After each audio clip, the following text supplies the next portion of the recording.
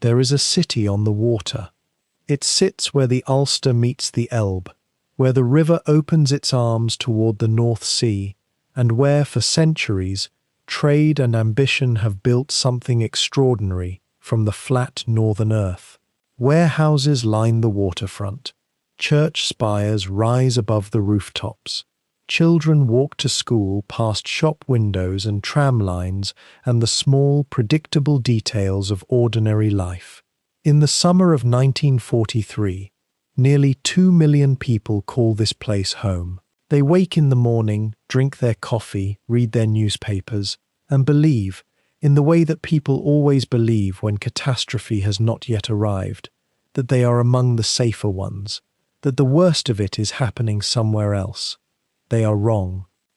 Within 10 days, Hamburg will burn in a way that no city in the recorded history of human warfare has ever burned before. Not from a single catastrophic blast, not from an invading army moving street to street, but from the sky, from aircraft, from the cold, deliberate mathematics of men who have decided that the only way to end a war is to make the war unbearable for everyone beneath it. What happens over Hamburg in the final days of July and the opening days of August 1943 is not simply a bombing campaign, it is a transformation. It is the moment when modern industrial nations discovered that the same ingenuity that built the turbine, the railway, the radio transmitter could be turned toward destruction on a scale that left the old vocabulary of war entirely insufficient. When you hear the word firestorm, you may picture fire. You should picture weather. You should picture a city generating its own climate. Temperatures reaching hundreds of degrees, winds of hurricane force pulled inward by the rising heat of 1,000 simultaneous fires. An atmosphere so starved of oxygen that survival became less a matter of courage and more a matter of geometry. Where you were standing, which direction you ran, whether the cellar you chose became a refuge or a furnace. More than 40,000 people died in Hamburg during Operation Gomorrah. Some estimates place the figure considerably higher.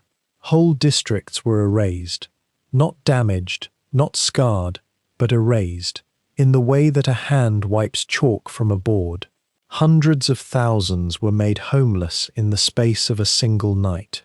Rescue workers arriving in the days that followed found streets that had ceased to exist as streets and become instead long corridors of ash and collapsed stone, where the bodies of the dead were sometimes unrecoverable and sometimes indistinguishable from the debris around them.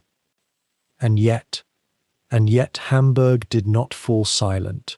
Germany did not surrender. The city rebuilt. The people endured. The war continued for nearly 2 more years, consuming millions more lives across half the world before it finally exhausted itself into armistice and ruin. Which leaves us with the question that Operation Gomorrah poses to every generation that encounters it. The question that refuses a clean answer no matter how many decades pass. What was it all for? Was the destruction of a city's heart, its neighborhoods, its families, its history, a legitimate instrument of ending a war that itself had already consumed civilization? Or was it something else? Something that required different words, harder words, words that military necessity has always struggled to contain. We are not going to tell you what to think. That is not what this documentary is for. What we are going to do is take you there.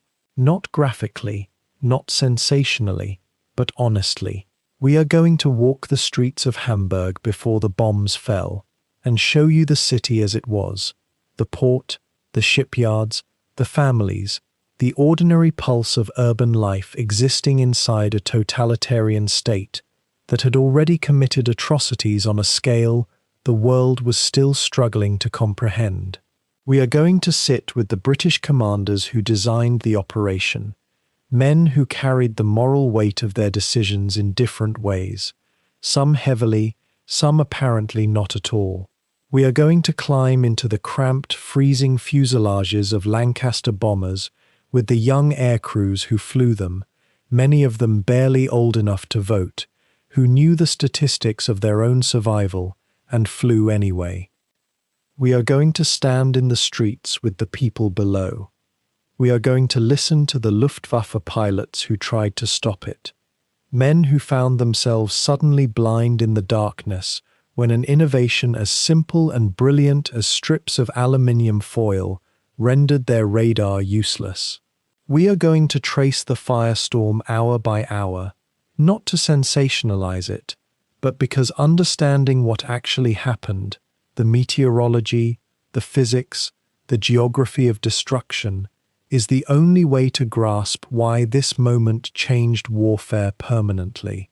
We are going to follow the Americans in their daylight formations, the B-17 crews in their different doctrine, their different losses, their different kind of courage. And at the end, we are going to reckon with what remains, because Hamburg is still there. The city rebuilt itself over decades, quietly, determinedly, in the way that cities do when their people decide that the alternative, staying broken, is simply not acceptable. The survivors raised children who live there now, in a city that carries its history in monuments and memory rather than rubble. And the Allied veterans who flew those missions grew old, and some of them spoke about it, and some of them never spoke about it, and both responses were entirely understandable, because some things resist the architecture of ordinary language. This is their story, all of them, every side of it. If you are watching this late at night, if the day has been long and the quiet of the evening has brought you here for something that rewards your attention rather than simply consuming it, welcome, settle in, find your comfortable position. This is the kind of documentary that asks something of you and gives something back. It will not rush, it will not simplify, it will take you through 18 chapters of history that genuinely matter, told at the pace that history deserves, measured, careful, honest, and alive to the human reality beneath every strategic decision. If this is the kind of content you come back to, consider subscribing. There are thousands of hours of history here, told this way, for people who still believe that the past deserves more than a 3-minute summary. Your support keeps this work going, and it keeps the stories of people who lived through moments like Hamburg from fading into the kind of abstraction that makes atrocity easier to repeat. For now, though, let it all go quiet. Let the weight of the day settle somewhere outside this room, because we are going back to the summer of 1943, to a city that does not yet know what is coming, to a sky that is about to fill with the sound of engines, and to one of the most consequential and contested episodes in the entire history of the Second World War. The city is Hamburg. The operation is Gomorrah. And the story begins. There is a city on the water, not on the open sea, but close enough to taste it. Close enough that on certain mornings in July, when the wind shifts south off the Elbe estuary and carries the salt and iron smell of the North Sea through the streets, the children walking to school stop for a moment and breathe. Hamburg in 1943 is a city of nearly 2 million people, a city that has survived plague and fire and conquest across 8 centuries of restless northern European history. Its skyline lifts above the river in a familiar silhouette, the green copper spires of 5 great churches, the cranes of the dockyards swaying against pale morning sky, the long stone facades of the merchant warehouses that line the canals of the Speicherstadt, the great warehouse district that stores everything the Reich imports from the wider world. This is Germany's front door to the Atlantic Ocean. Everything that enters or leaves the country by sea passes through here. And in the summer of 1943, an extraordinary amount is entering and leaving. The River Elbe defines the city the way a spine defines a body. It runs roughly east to west through Hamburg's southern districts, before broadening into the estuary and reaching for the sea roughly 100 kilometers to the northwest. The port that grew along its northern bank is not merely large, it is enormous by any measure of the era, a sprawling industrial organism of dry docks, slipways, floating cranes, fuel depots, warehousing, rail yards, and worker housing that extends for kilometers in every direction from the old town. In 1939, when the war began, Hamburg was already the largest port in continental Europe by cargo volume, a commercial hub that had made generations of merchant families wealthy beyond imagination. War did not close it. War accelerated it. The docks that once handled coffee and rubber and raw cotton had been retooled, reorganized, militarized. The warehouses that once stored spices from the Dutch East Indies now stored steel plate, electrical components, and marine engines. What the docks produce in 1943 would preoccupy Allied planners for years. The Blam und Voss shipyard, one of several major yards strung along the Elbe, is a particular obsession. It builds U-boats, the German submarine fleet that prowls the Atlantic and threatens the supply lines between Britain and North America. The Battle of the Atlantic is not yet decided in the summer of 1943. Allied shipping losses have been catastrophic, and the U-boats pouring from Hamburg's ways are a primary reason. A single completed submarine, sliding from its slipway into the dark Elbe water, can sink millions of tons of Allied cargo over the course of its operational life. The yards at Hamburg are producing submarines at a rate that frightens British naval planners.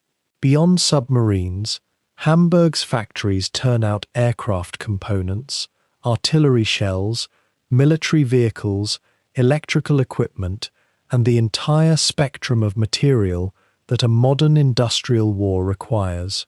To strike Hamburg effectively would be to reach directly into the German war machine at one of its most vital points.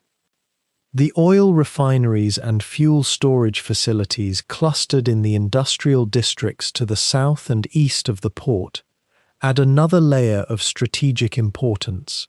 Refined petroleum products, aviation fuel, diesel, lubricating oils flow from Hamburg to German forces across multiple fronts.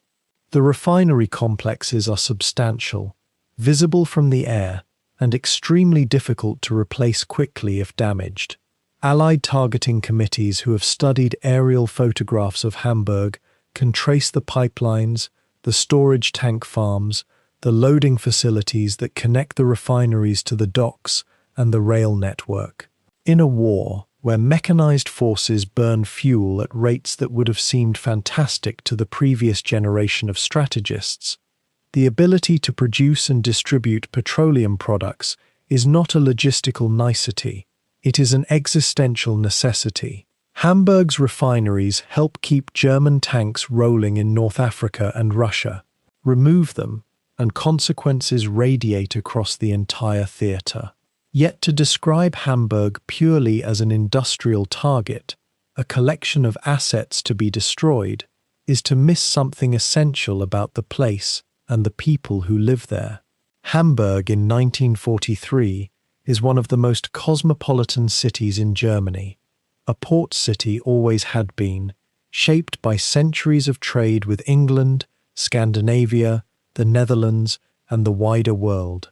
Its people have a reputation among other Germans for a certain pragmatic independence, a mercantile directness, a mild skepticism toward ideological enthusiasm that sits uneasily alongside the Nazi Party's demand for fervent obedience. The city had been slower than many German cities to embrace National Socialism in the early years of the movement. That skepticism had been overcome eventually, as it was everywhere, by a combination of propaganda, intimidation, and the genuine economic recovery the regime had delivered in the middle years of the 1930s. But old attitudes leave traces.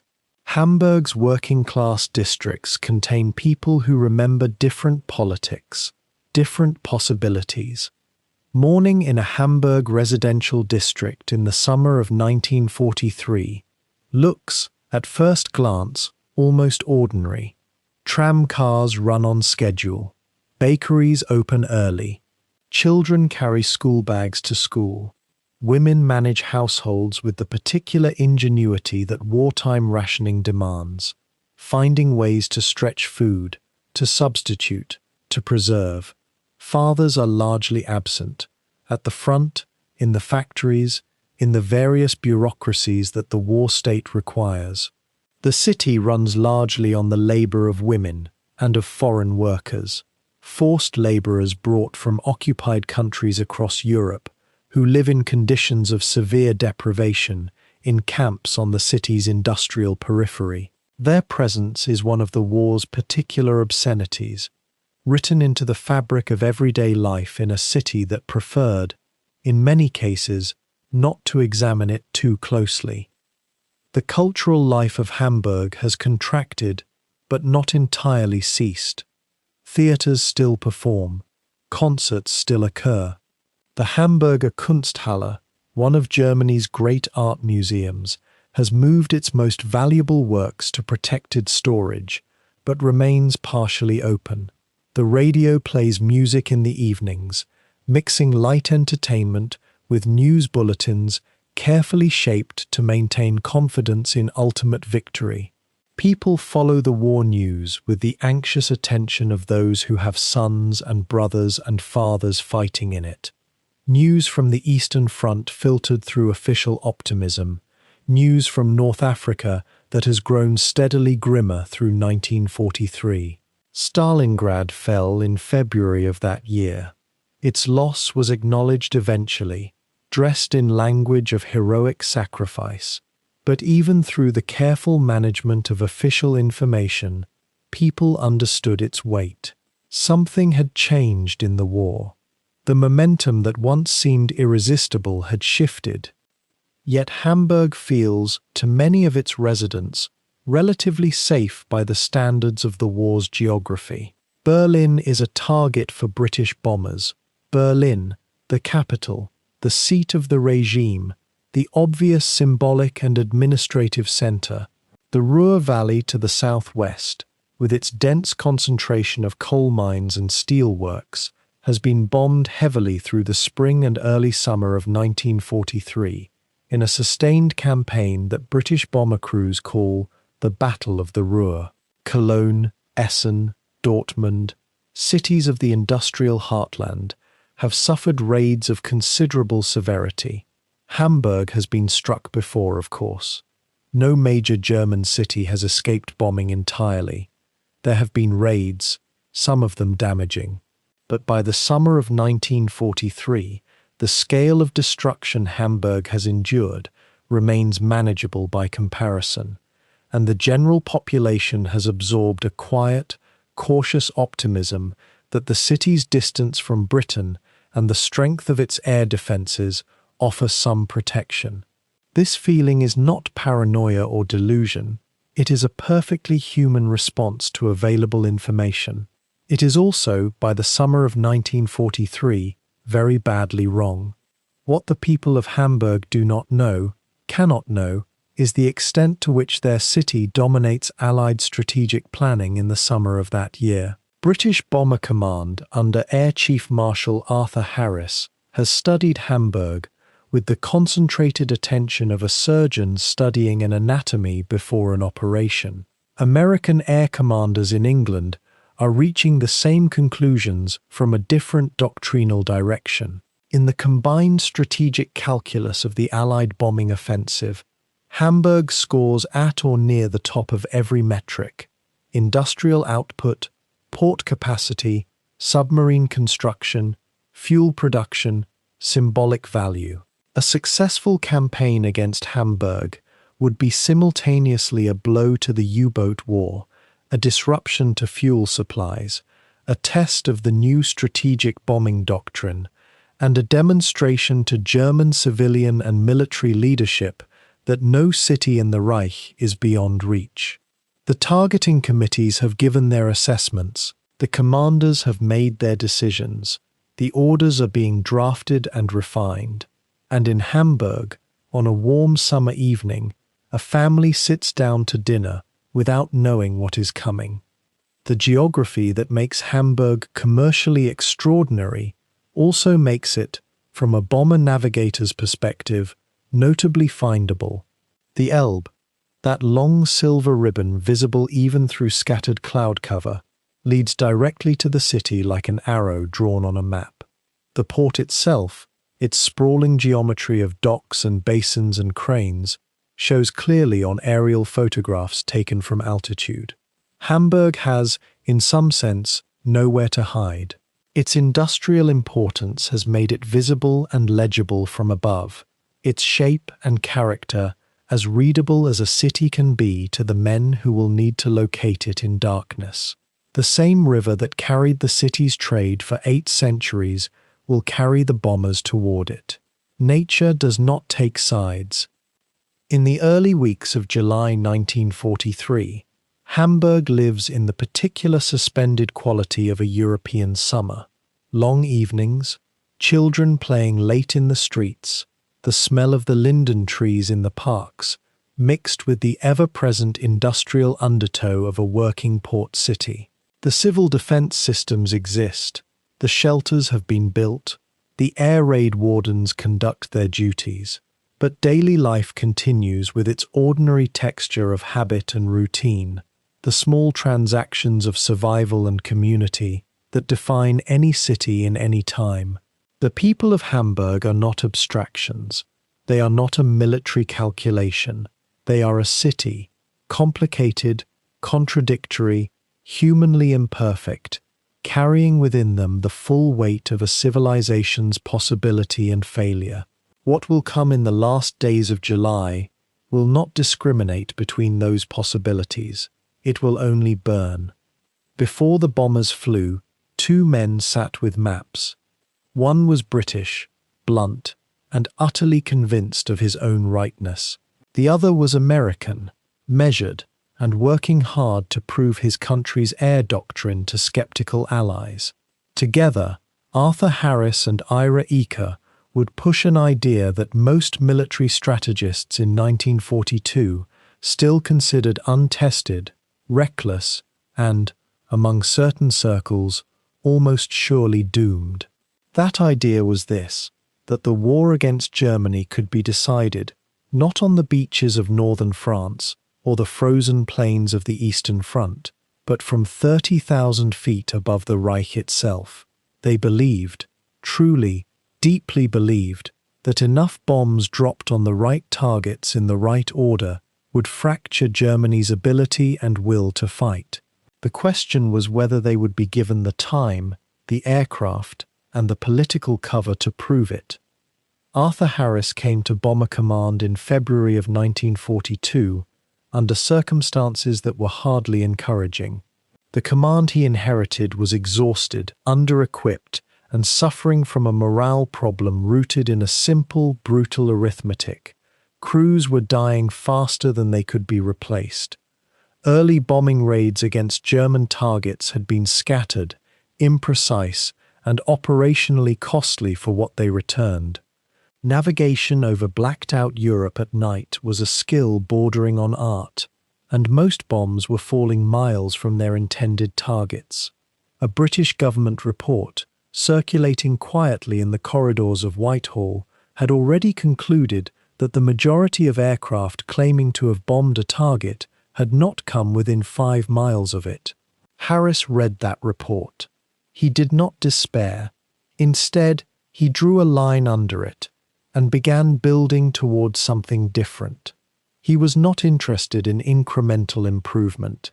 He was interested in mass. The doctrine Harris championed had a name: area bombing. The logic was stark. If British bombers could not yet strike a single factory with consistent precision at night, then they would strike everything around it, the workers' housing, the rail connections, the fuel depots, the city infrastructure that fed and sustained the workforce.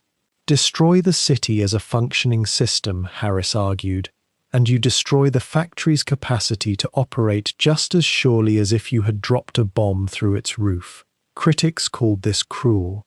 Harris called it realistic. He had watched Germany bomb Rotterdam and London and Coventry. He was not sentimental about what modern war demanded.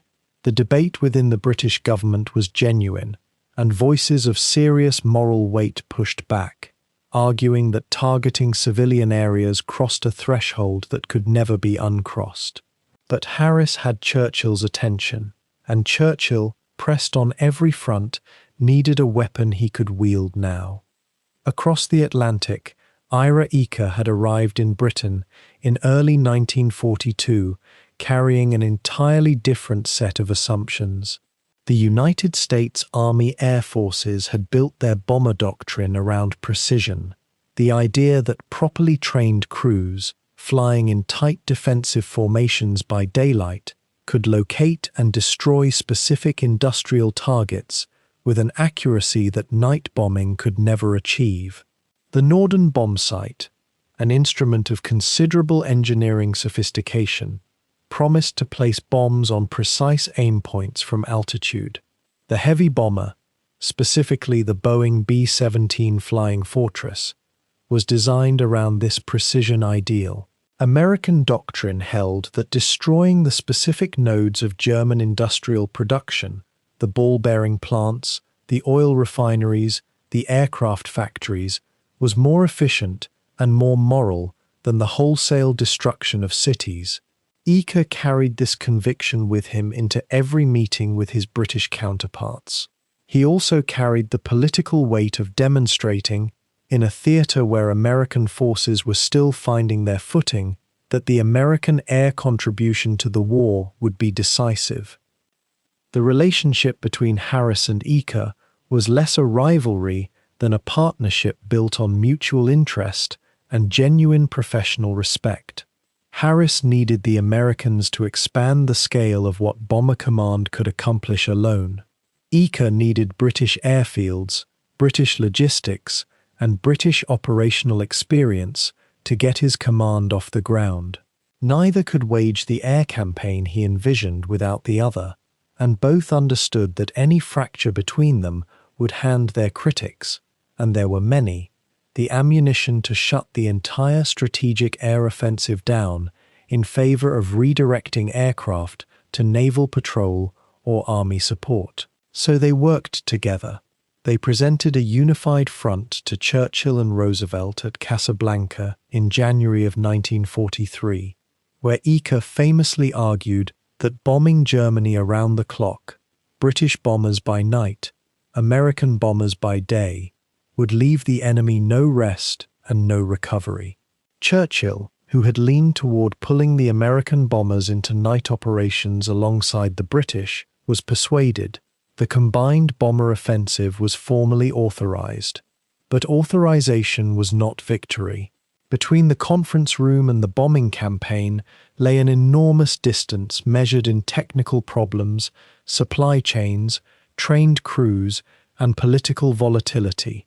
Harris had fought for years simply to secure enough Lancaster and Halifax bombers to make concentrated operations possible.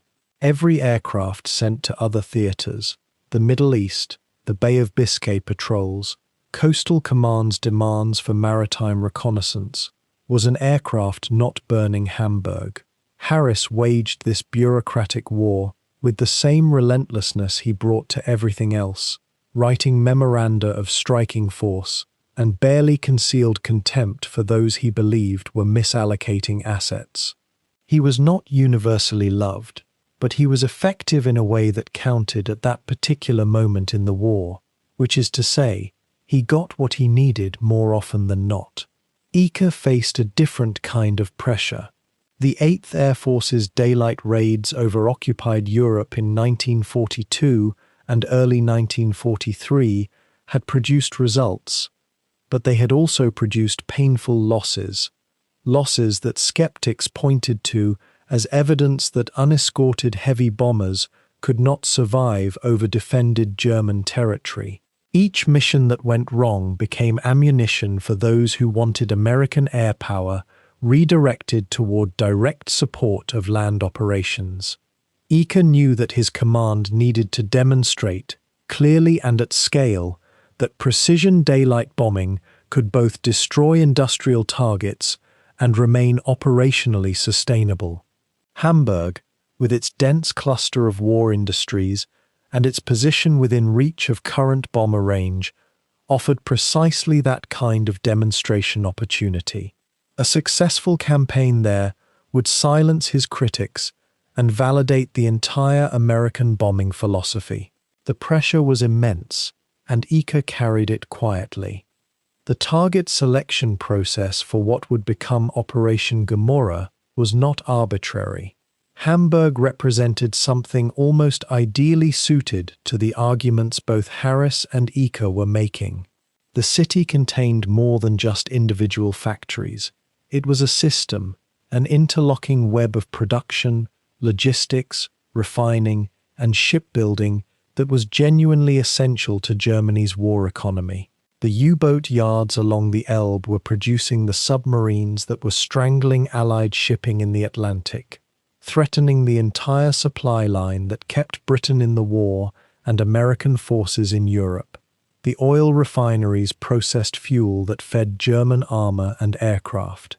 The port moved materials and manufactured goods across the Reich. Strike Hamburg effectively, and you did not merely damage one factory, you pulled a thread from the whole weaving of German industrial capacity. Harris and Eaker both saw this.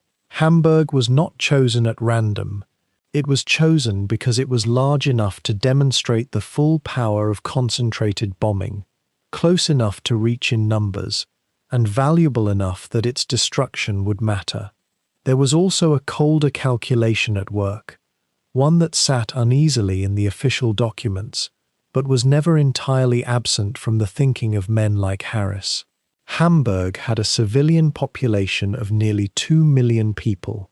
The workers who built those U-boats, who refined that oil, who loaded those ships, they lived in the city. Their homes, their families, their lives were intertwined with the industrial capacity that sustained the Reich. Harris believed, and he stated this without apology, that the destruction of that urban fabric would damage morale, reduce productivity, and ultimately contribute to Germany's defeat. Whether bombing civilian morale was a legitimate military objective was a question that divided senior commanders, politicians, and clergy across the Allied nations. Harris had an answer to that question. Not everyone shared it, but in the summer of 1943, with the war still genuinely uncertain in its outcome, his answer was the one that shaped policy. The moral argument against strategic bombing was not made only by pacifists or the naive.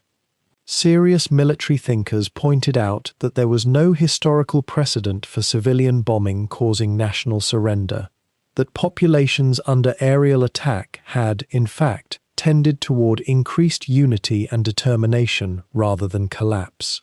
The Germans themselves had experienced the Blitz over Britain and had watched British resolve harden rather than shatter. Critics asked Harris directly, what evidence did he have that Hamburg would respond differently than London?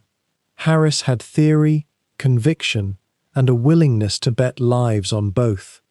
The evidence, one way or the other, was still being written in blood and fire.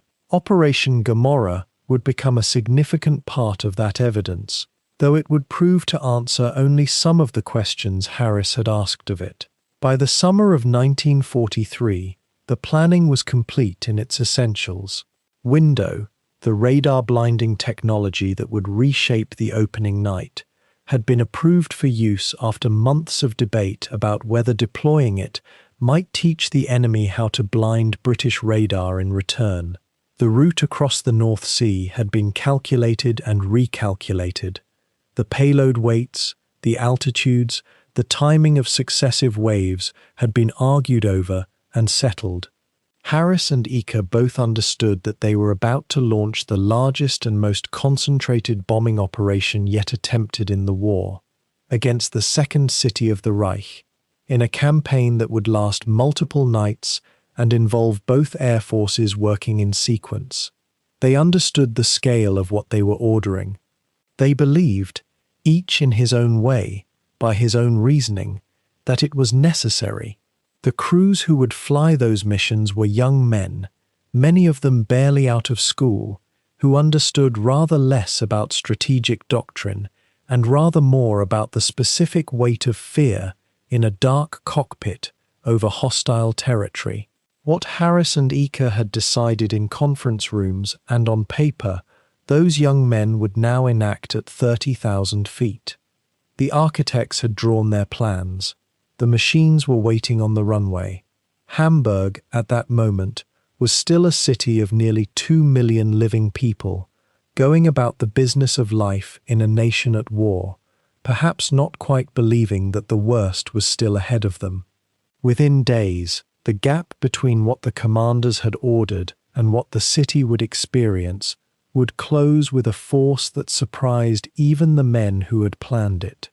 To understand what was about to descend on Hamburg, you must first understand the machines that carried the weight of that decision across hundreds of kilometers of open sky. By the summer of 1943, the Allied bombing campaign had become one of the most complex and demanding industrial enterprises in the history of warfare. Aircraft were not merely weapons, they were precision engineering married to raw ambition, built in factories across Britain and North America by workers who would never see them fly in combat. Each bomber that lifted off a runway in eastern England carried not just ordnance in its belly, but the accumulated labor of thousands of hands. The men who climbed aboard them understood, at some level, that they were riding machines that represented the absolute limit of what human ingenuity had so far managed to build. And those machines, extraordinary as they were, remained terrifyingly mortal. The Avro Lancaster was the crown of British bomber design, and by 1943 it had become the backbone of RAF Bomber Command's night offensive. Powered by 4 Rolls-Royce Merlin engines, it could carry a bomb load that dwarfed every competitor in its class, a deep, unobstructed bomb bay capable of holding a single weapon of enormous size, or a mixed payload of incendiaries and high explosives spread across a city-sized target. Its wingspan stretched to roughly 31 meters, and at cruising altitude, it moved through darkness, at speeds that offered its crew some measure of survival, though never comfort. The Lancaster sat its crew of 7 in a narrow, unheated fuselage, where temperatures at altitude could fall far below freezing. Men wore layer upon layer of clothing and still felt the cold gnawing through everything they had. The aircraft asked a great deal of those who flew it, and they gave it freely, because there was nothing else to give.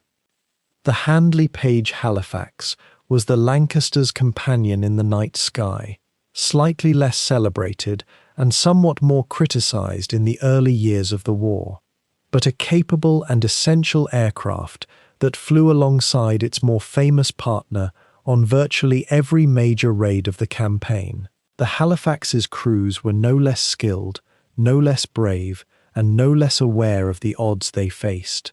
Early variants of the aircraft had shown some vulnerability, particularly in their directional stability and altitude performance, and engineers had worked steadily to address those weaknesses through successive production marks. By the time Hamburg appeared on operational planning maps, the Halifax had been substantially improved, more powerful, more reliable, and flown by crews who had learned its particular rhythms and demands. It remains one of the quieter stories of the bombing campaign, overshadowed in popular memory, but never absent from the skies over Germany. The short Stirling occupies a different place in this story. The oldest and most limited of the 3 primary British heavy bombers, and one already being quietly phased towards secondary roles by the time of Operation Gomorrah. Its bomb bay was divided internally in a way that prevented it from carrying the largest single weapons, and its service ceiling was meaningfully lower than the Lancaster or Halifax, placing it in a band of sky where German flak was most concentrated. Sterling crews knew they flew a machine that had already been, in a sense, surpassed by the aircraft around them. That knowledge changes a man. It sharpens his attention and tests his belief in the mission he has been given. The Sterling's crews flew with the same determination as everyone else, but they carried an additional weight. The understanding that their aircraft's limitations were not a rumor, but a technical reality, measured in altitude and payload figures they could read for themselves. Across the North Sea, the American contribution came in the form of the Boeing B-17 Flying Fortress, a machine of different philosophy and different purpose.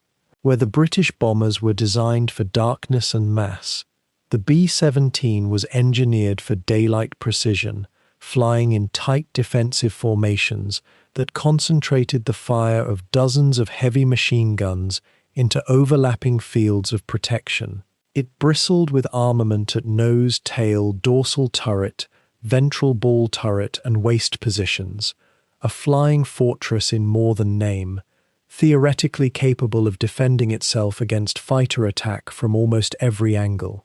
Its 4 Wright Cyclone engines carried it over long distances at altitudes that gave some protection from lighter anti-aircraft fire, though the heavier German guns reached comfortably wherever the B-17 flew. The aircraft's reputation was enormous, and some of it was earned, but no reputation, however well built, stops a cannon shell. What made these aircraft both revolutionary and vulnerable was the same thing. They were operating at the outer edge of what was technically possible. The Lancaster, for all its capability, had essentially no armor to protect its crew against flak fragments or fighter cannon fire. A single well-placed burst from a night fighter could ignite fuel tanks, sever control cables, or kill the pilot without warning. The B-17's defensive armament was formidable on paper, but formation discipline could break down under sustained attack, and a bomber separated from its group was a bomber in genuine peril. Every one of these aircraft represented an enormous industrial investment, and more than that, an enormous human investment. Years of training, months of operational experience, and the irreplaceable lives of the men inside them. Losing a single aircraft meant losing not just metal and machinery, but a crew. Those crews were young. That fact is worth sitting with for a moment, because it is easy to let it pass as biographical detail, and harder to let it settle as the reality it was. The average age of a Lancaster crew in 1943 was somewhere in the early to middle 20s, with some gunners and wireless operators still in their teens.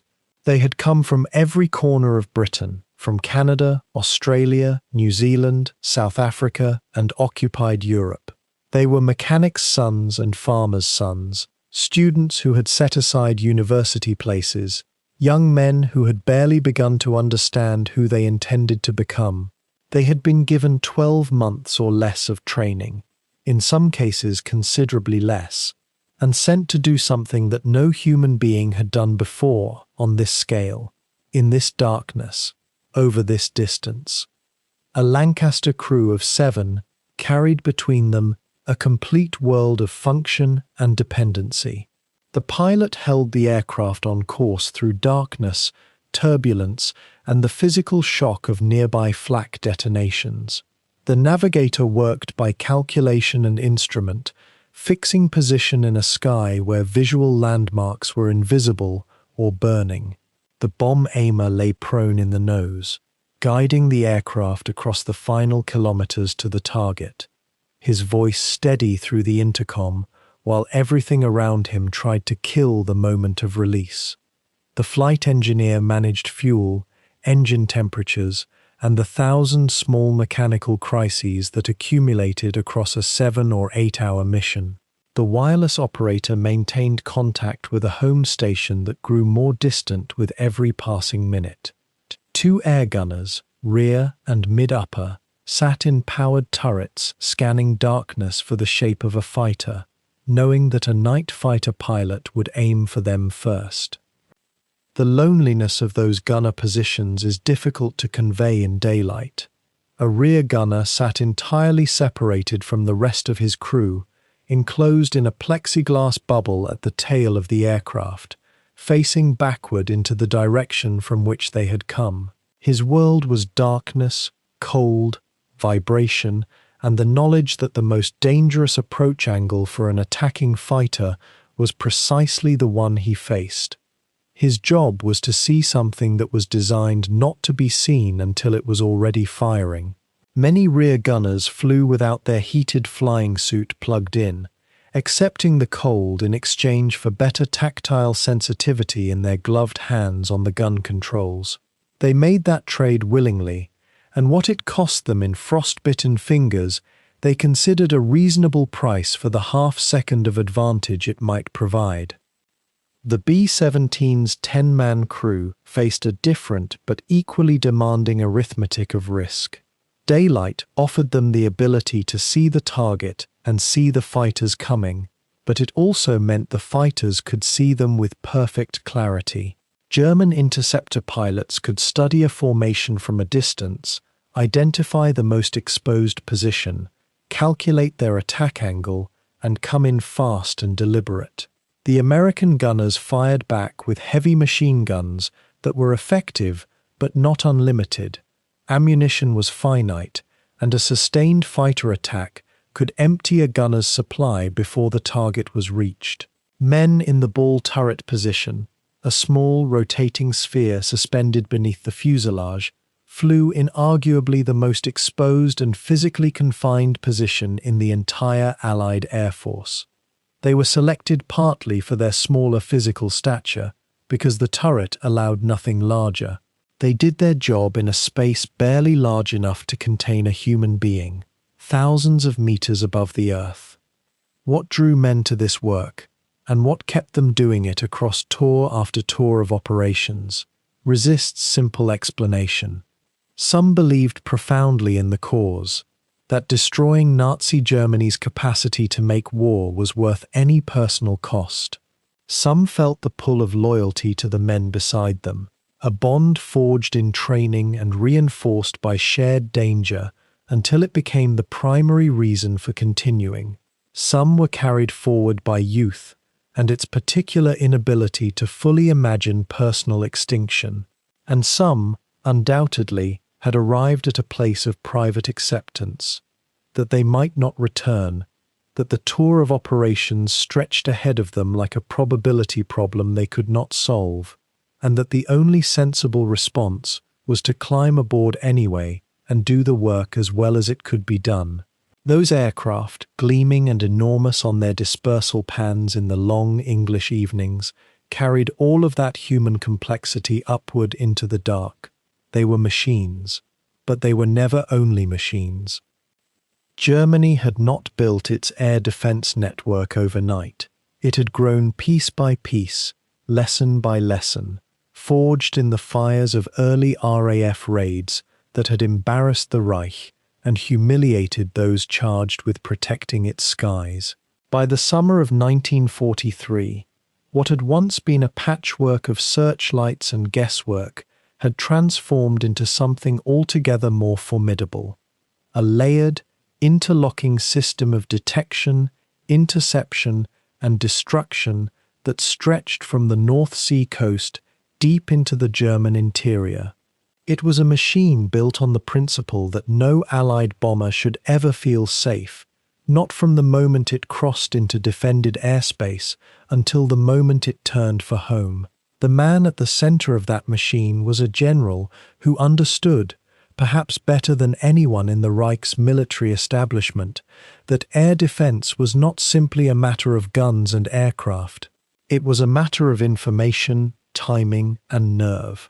His name was Josef Kammhuber, and in the years preceding Gomorrah, he had constructed something that his opponents in London and Washington had every reason to fear. Kammhuber had been given his command at a moment when the Luftwaffe's leadership considered defensive operations almost beneath their attention. Germany's air doctrine had been built around a fence, fast, overwhelming strikes that left the enemy reeling before they could respond. Defense was what you needed when you were losing, and in the early years of the war, Germany was decidedly not losing. But the RAF's night bombing campaign had changed that calculation, gradually and then suddenly. Bombs were falling on German cities. Citizens were dying in their homes.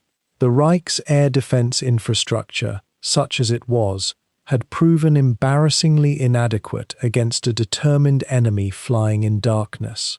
Kammhuber was handed the problem and told to solve it, and he approached that task with a methodical, almost obsessive thoroughness that would define the years ahead.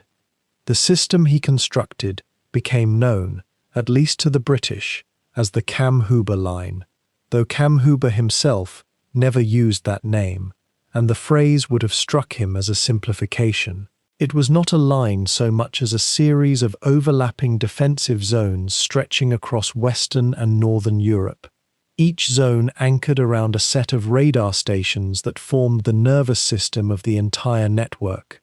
Two principal radar types formed the backbone of this detection capability. The first tracked incoming aircraft at long range, painting a broad picture of the bomber stream's approach. The second, shorter range and far more precise, handed off that picture to the night fighter pilots who would act on it.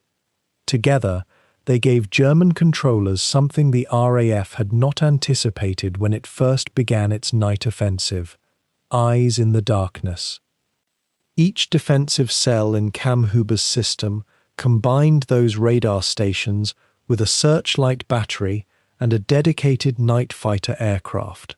The fighter pilot would be guided by a controller on the ground who watched two radar returns simultaneously, one for the bomber, one for the fighter, and talked the pilot in until visual contact could be made. In ideal conditions, a skilled controller and a skilled pilot working together could vector the night fighter close enough for the pilot to pick out the dark silhouette of a Lancaster or Halifax against the faint luminescence of cloud or moon. The system was slow, and it was rigid, and it could handle only one engagement at a time per cell. But in the years before Gomorrah, when RAF raids were still relatively modest in scale, it worked well enough to make Bomber Command's losses deeply troubling. The aircraft at the heart of this system were a breed apart from the rest of the Luftwaffe. Night fighter crews inhabited a world of almost total sensory deprivation.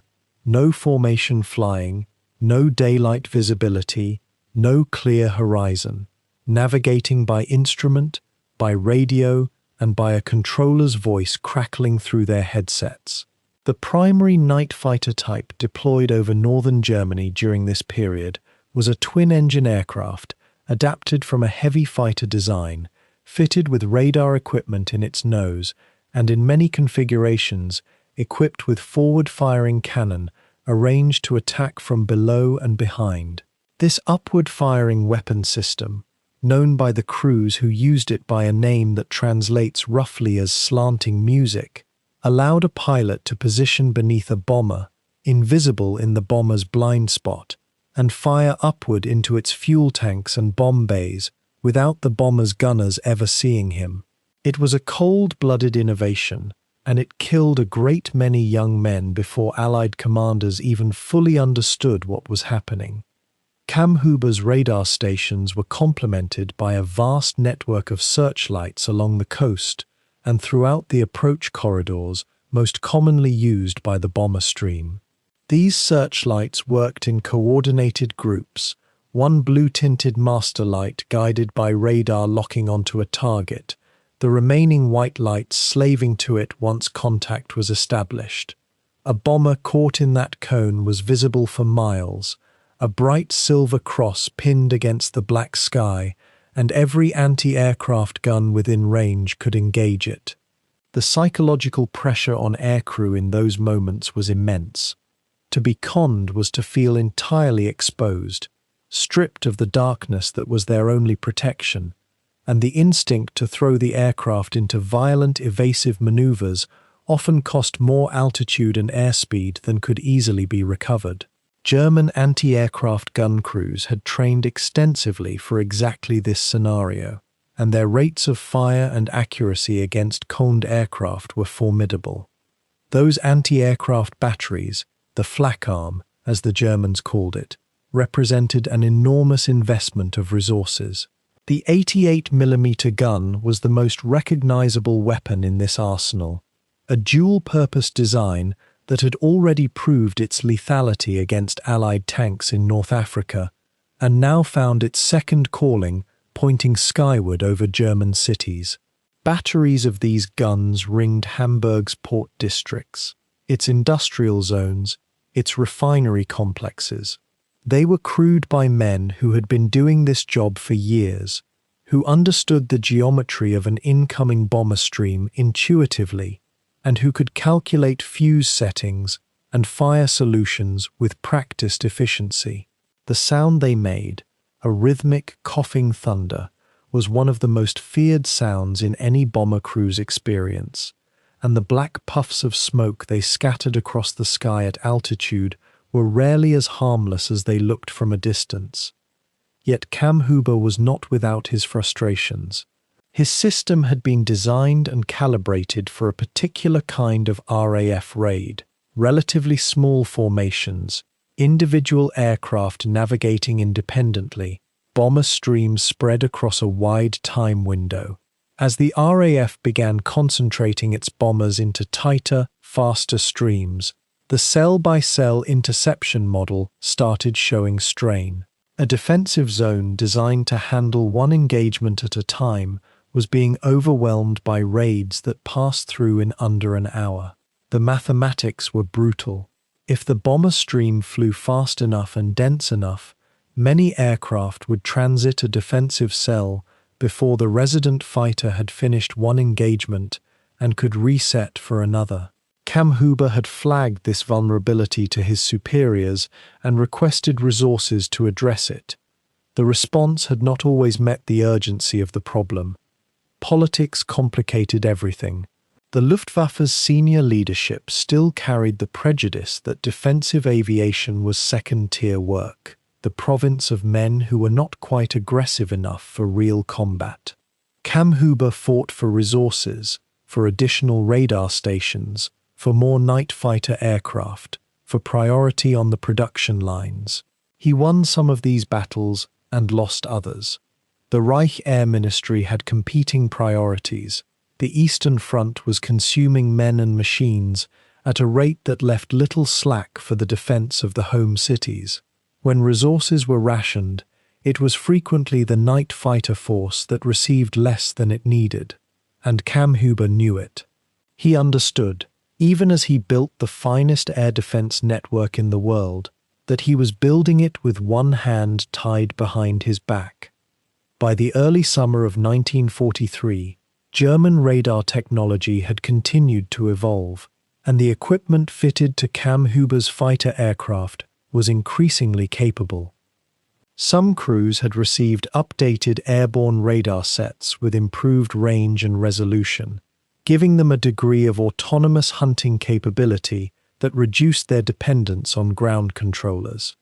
These aircraft could, under the right conditions, pick up a bomber's return at a range of several kilometers, enough time to close the gap and attack before the bomber's gunners detected the threat.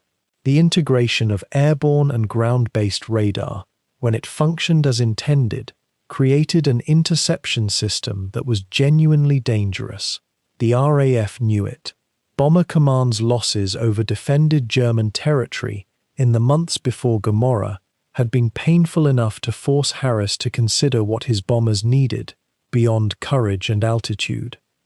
The technological competition between attacker and defender had, by this point, settled into a rhythm that neither side found comfortable.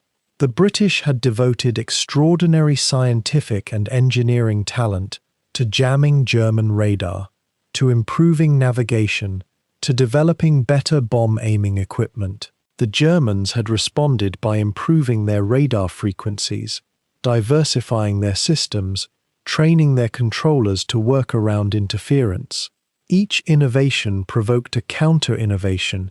Each vulnerability exposed prompted an adaptation. This was not a race with a finish line.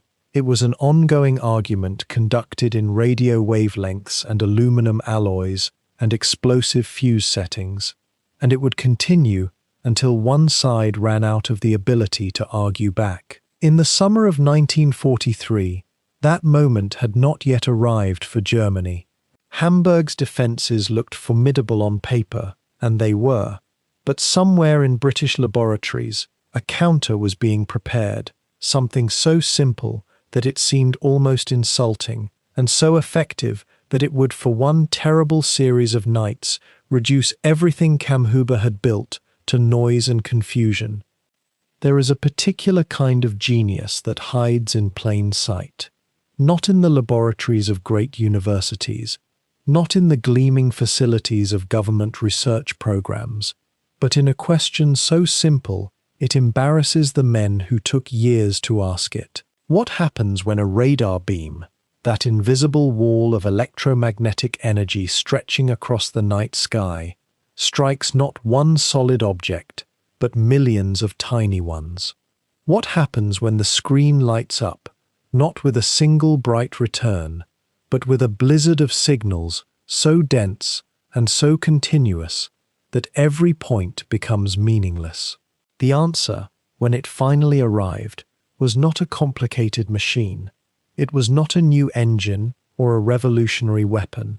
It was aluminum foil, thin strips of it, cut to a precise length, bundled in packets, and dropped by the millions from the bellies of British bombers. The Germans had no defense against it, because there was no defense to build. You cannot shoot down foil. The story of Window, that was the code name the British assigned to this deceptively simple countermeasure, begins not in 1943, but years earlier, in the slow accumulation of understanding about how radar actually functions. German radar technology had matured significantly by the early years of the war.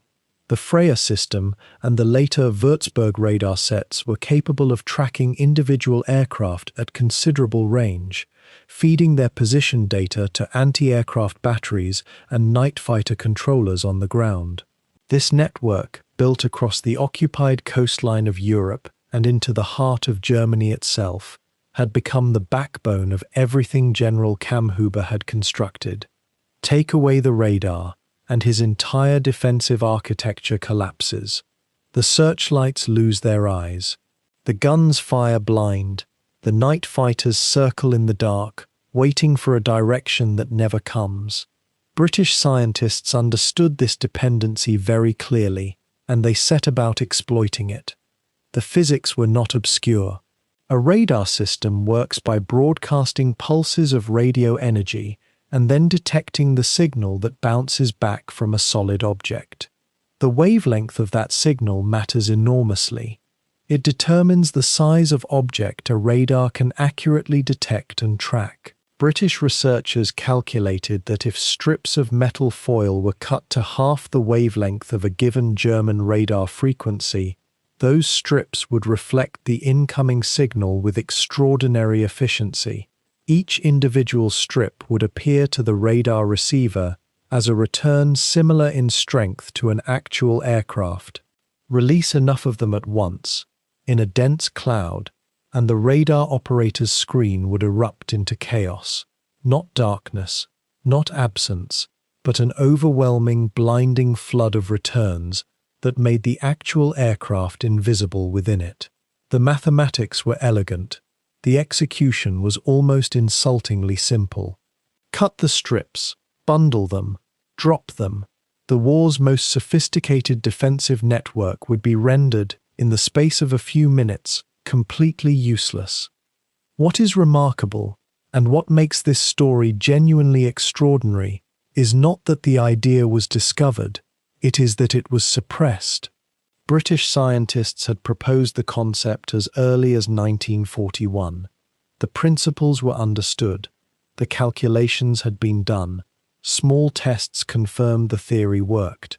And yet, for nearly 2 full years, Windows sat in a drawer, classified, contested, and deliberately withheld from the crews who were dying over Germany every night without it. The reason for this hesitation was logical in a terrible way. Senior commanders feared that if British bombers began using chaff, the Germans would immediately recognize its value and begin dropping their own version over Britain. The Luftwaffe's bombing campaign against British cities had not yet fully subsided when the debate began, and the fear was that releasing this secret would teach the enemy to use their own version of it against British radar defences. So the technology waited, and men died, while the argument was made in meeting rooms and committee chambers far from the burning wreckage of shot-down Lancasters. The losses that continued to mount during this period of deliberate withholding were not abstract. Bomber Command was losing aircraft on every major raid, sometimes a handful, sometimes devastatingly more. Each crew that went down represented 7 men, young men in their 20s, trained over months at considerable expense and personal sacrifice, gone in the time it takes for a night fighter's cannon to find its mark. The pressure to deploy Window grew with every operation. Advocates within the British scientific and military establishment argued, with increasing urgency, that the balance of risk had shifted. German radar technology had stabilized. The Luftwaffe's strategic bombing capability against Britain had been greatly reduced. The calculation no longer held. Continuing to withhold Window was now costing more than deploying it ever would. Eventually, the argument reached the highest levels, and a decision was made. Window would fly over Hamburg. The first true test would be the largest bombing raid Britain had yet attempted. The preparation was meticulous in the way that only genuinely consequential operations tend to be. The strips themselves had to be produced in industrial quantities. Millions of individual bundles needed to be manufactured, packaged, and distributed to the bomber groups before the operation began. Crews were briefed on the new equipment with a combination of technical precision and deliberate calm. Some of them were frankly skeptical that dropping tinfoil out of an aircraft would do much of anything to the radar systems that had been shooting their colleagues out of the sky for years. The briefings explained the science in accessible terms. They described what would appear on a German radar screen when the first packets were released. They told the crews something they had not heard in a very long time, that tonight, for perhaps the first time, the defensive advantage would shift meaningfully in their favor. The response in those briefing rooms, the cautious, not quite believing quiet of men who have learned not to trust promises, said everything about what the preceding months of losses had cost in simple human confidence. The operational details were carefully sequenced. As the bomber stream crossed the North Sea toward the German coast, the leading aircraft would begin dispensing Window at a carefully calculated rate, 1 bundle per minute, then increasing as they approached the defended zones. The foil strips, once released, would not fall straight down. They would drift in the slipstream, expanding slowly into a cloud that would hang in the air for minutes, then longer. Each aircraft following the first would add its own contribution to the cloud. By the time the main force reached Hamburg, the radar operators on the ground would be staring at screens that had become incomprehensible, a dense, shifting wall of returns spreading across their displays with no clear pattern, no identifiable aircraft, no trackable targets. The Würzburg sets that fed targeting data to the anti-aircraft batteries would be equally confused. The guns would have to be aimed by visual observation alone, or by sound, or not aimed at all. There was a final irony embedded in the decision to use window over Hamburg specifically. The Germans had, themselves, investigated the possibility of chaff-based radar jamming. Their own scientists had worked through the same physics and arrived at the same conclusions about its potential effectiveness. And they had made the same decision the British had initially made. They suppressed their own research, fearing that releasing the technique would teach the British to use it against German air defences. Two adversaries, separated by the North Sea, had reached the same idea, reached the same fear, and made the same choice to bury the concept in classified files. The difference was that the British eventually changed their minds. By the summer of 1943, no equivalent decision had been made on the German side. When Window finally flew, the German radar crews encountered something their own scientists had theorized about, but never warned them to expect in practice. The shock on those screens was total. Beyond the mechanics, there is something worth holding in the mind about what Window represented strategically. The German air defense network that Kammhuber had built was a system of extraordinary complexity. Thousands of personnel, hundreds of radar installations, carefully coordinated communication networks, fighter squadrons trained specifically for night interception.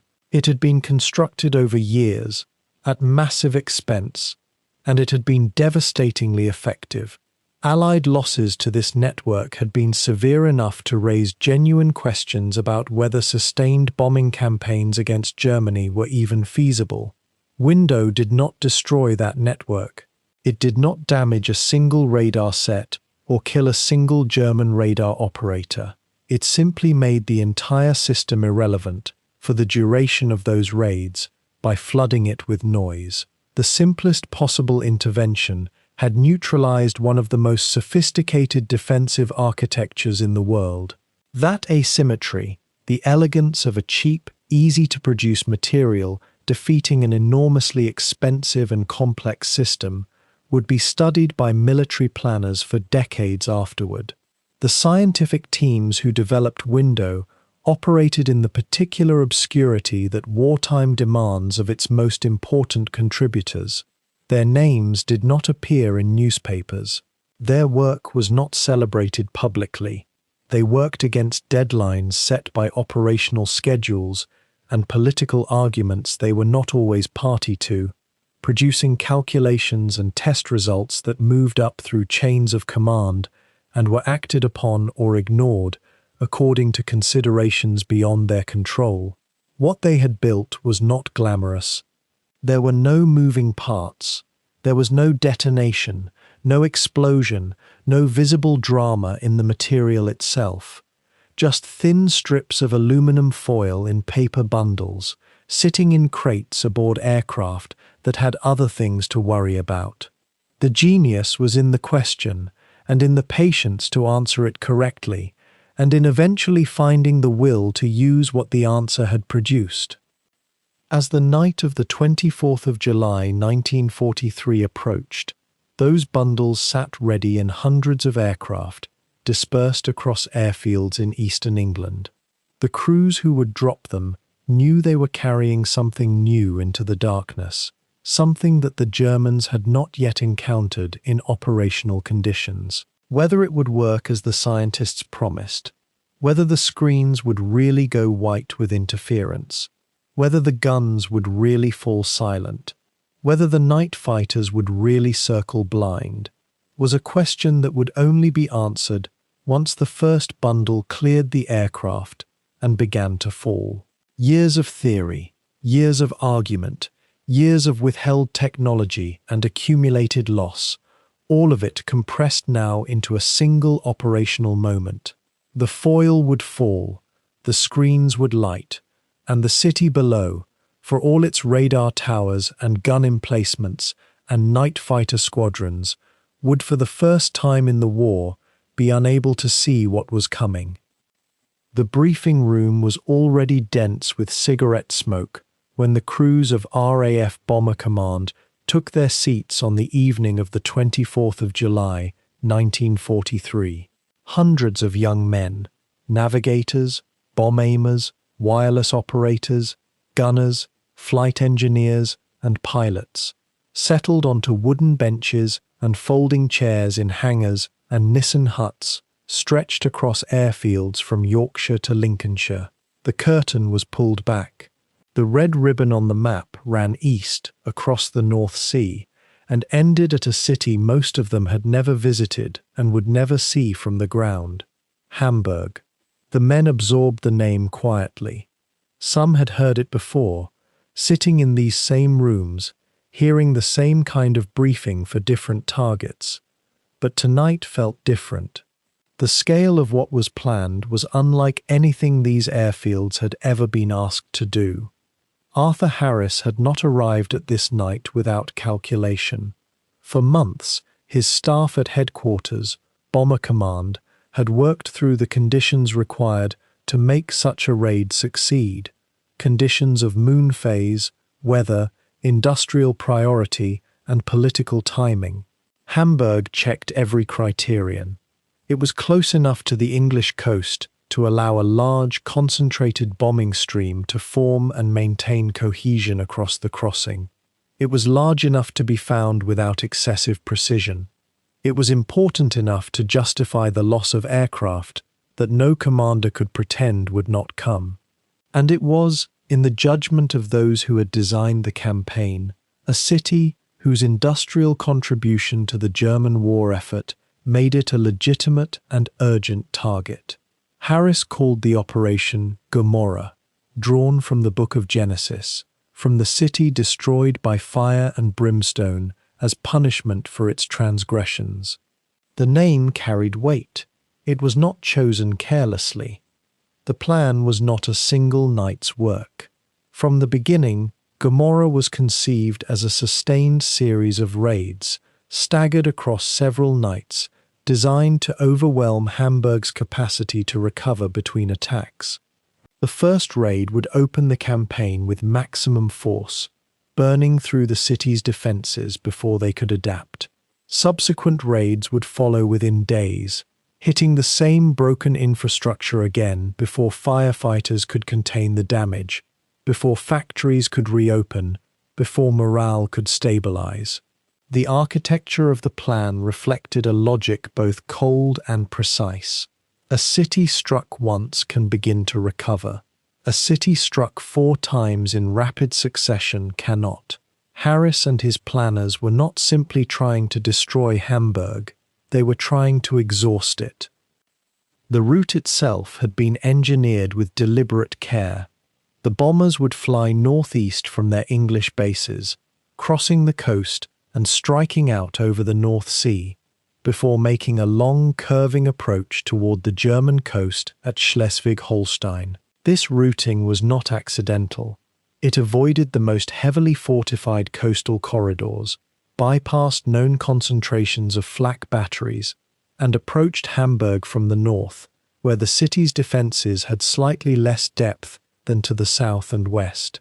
The stream was timed to compress nearly 800 aircraft into a corridor narrow enough to concentrate Windows effect, flooding German radar receivers with metallic interference across the entire front of the bomber formation simultaneously. The navigators who plotted these courses understood that a deviation of even a few kilometers could expose individual aircraft to gaps in the window cloud, and with it, to the radar-guided guns and night fighters waiting below. The payload selected for the first raid followed a deliberate sequence. The leading aircraft carried high-explosive bombs, heavy, deep-penetrating loads designed to crack open roofs, collapse upper floors, and rupture water mains. Behind them came the incendiary waves, aircraft loaded with thousands of small fire-starting devices that would fall through the open structures left by the preceding explosions. This was not improvised. It was a pattern drawn from earlier raids, tested over German cities across 2 years of operations, refined with each successive campaign. The intent was to create fire conditions that Hamburg's water-depleted fire brigades could not easily contain, to overwhelm response capacity before it could be marshaled. Bomb aimers knew what they carried and what it was meant to do. At airfields from Lincolnshire to East Yorkshire, the machinery of launch began in the late afternoon hours.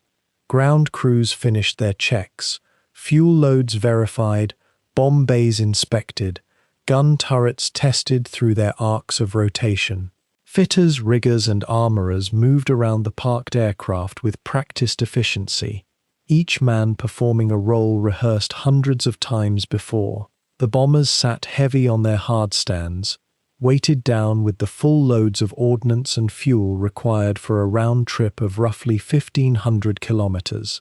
Lancaster crews climbed aboard through the small forward hatch, squeezing through the tight fuselage to their stations, where they would spend the next 8 or 9 hours in temperatures that would drop far below freezing at altitude. Many of them were barely out of their teens. Engines began turning shortly after sunset. Across dozens of airfields, the characteristic growl of Merlin and Hercules engines rose into the warm evening air of an English summer, a sound that by 1943 had become so familiar to the villages near these bases that residents barely looked up from their gardens. But tonight, the density of sound was different. More aircraft, more engines, a deeper and more continuous roar that rolled across the flat fenlands and seemed to press against the sky.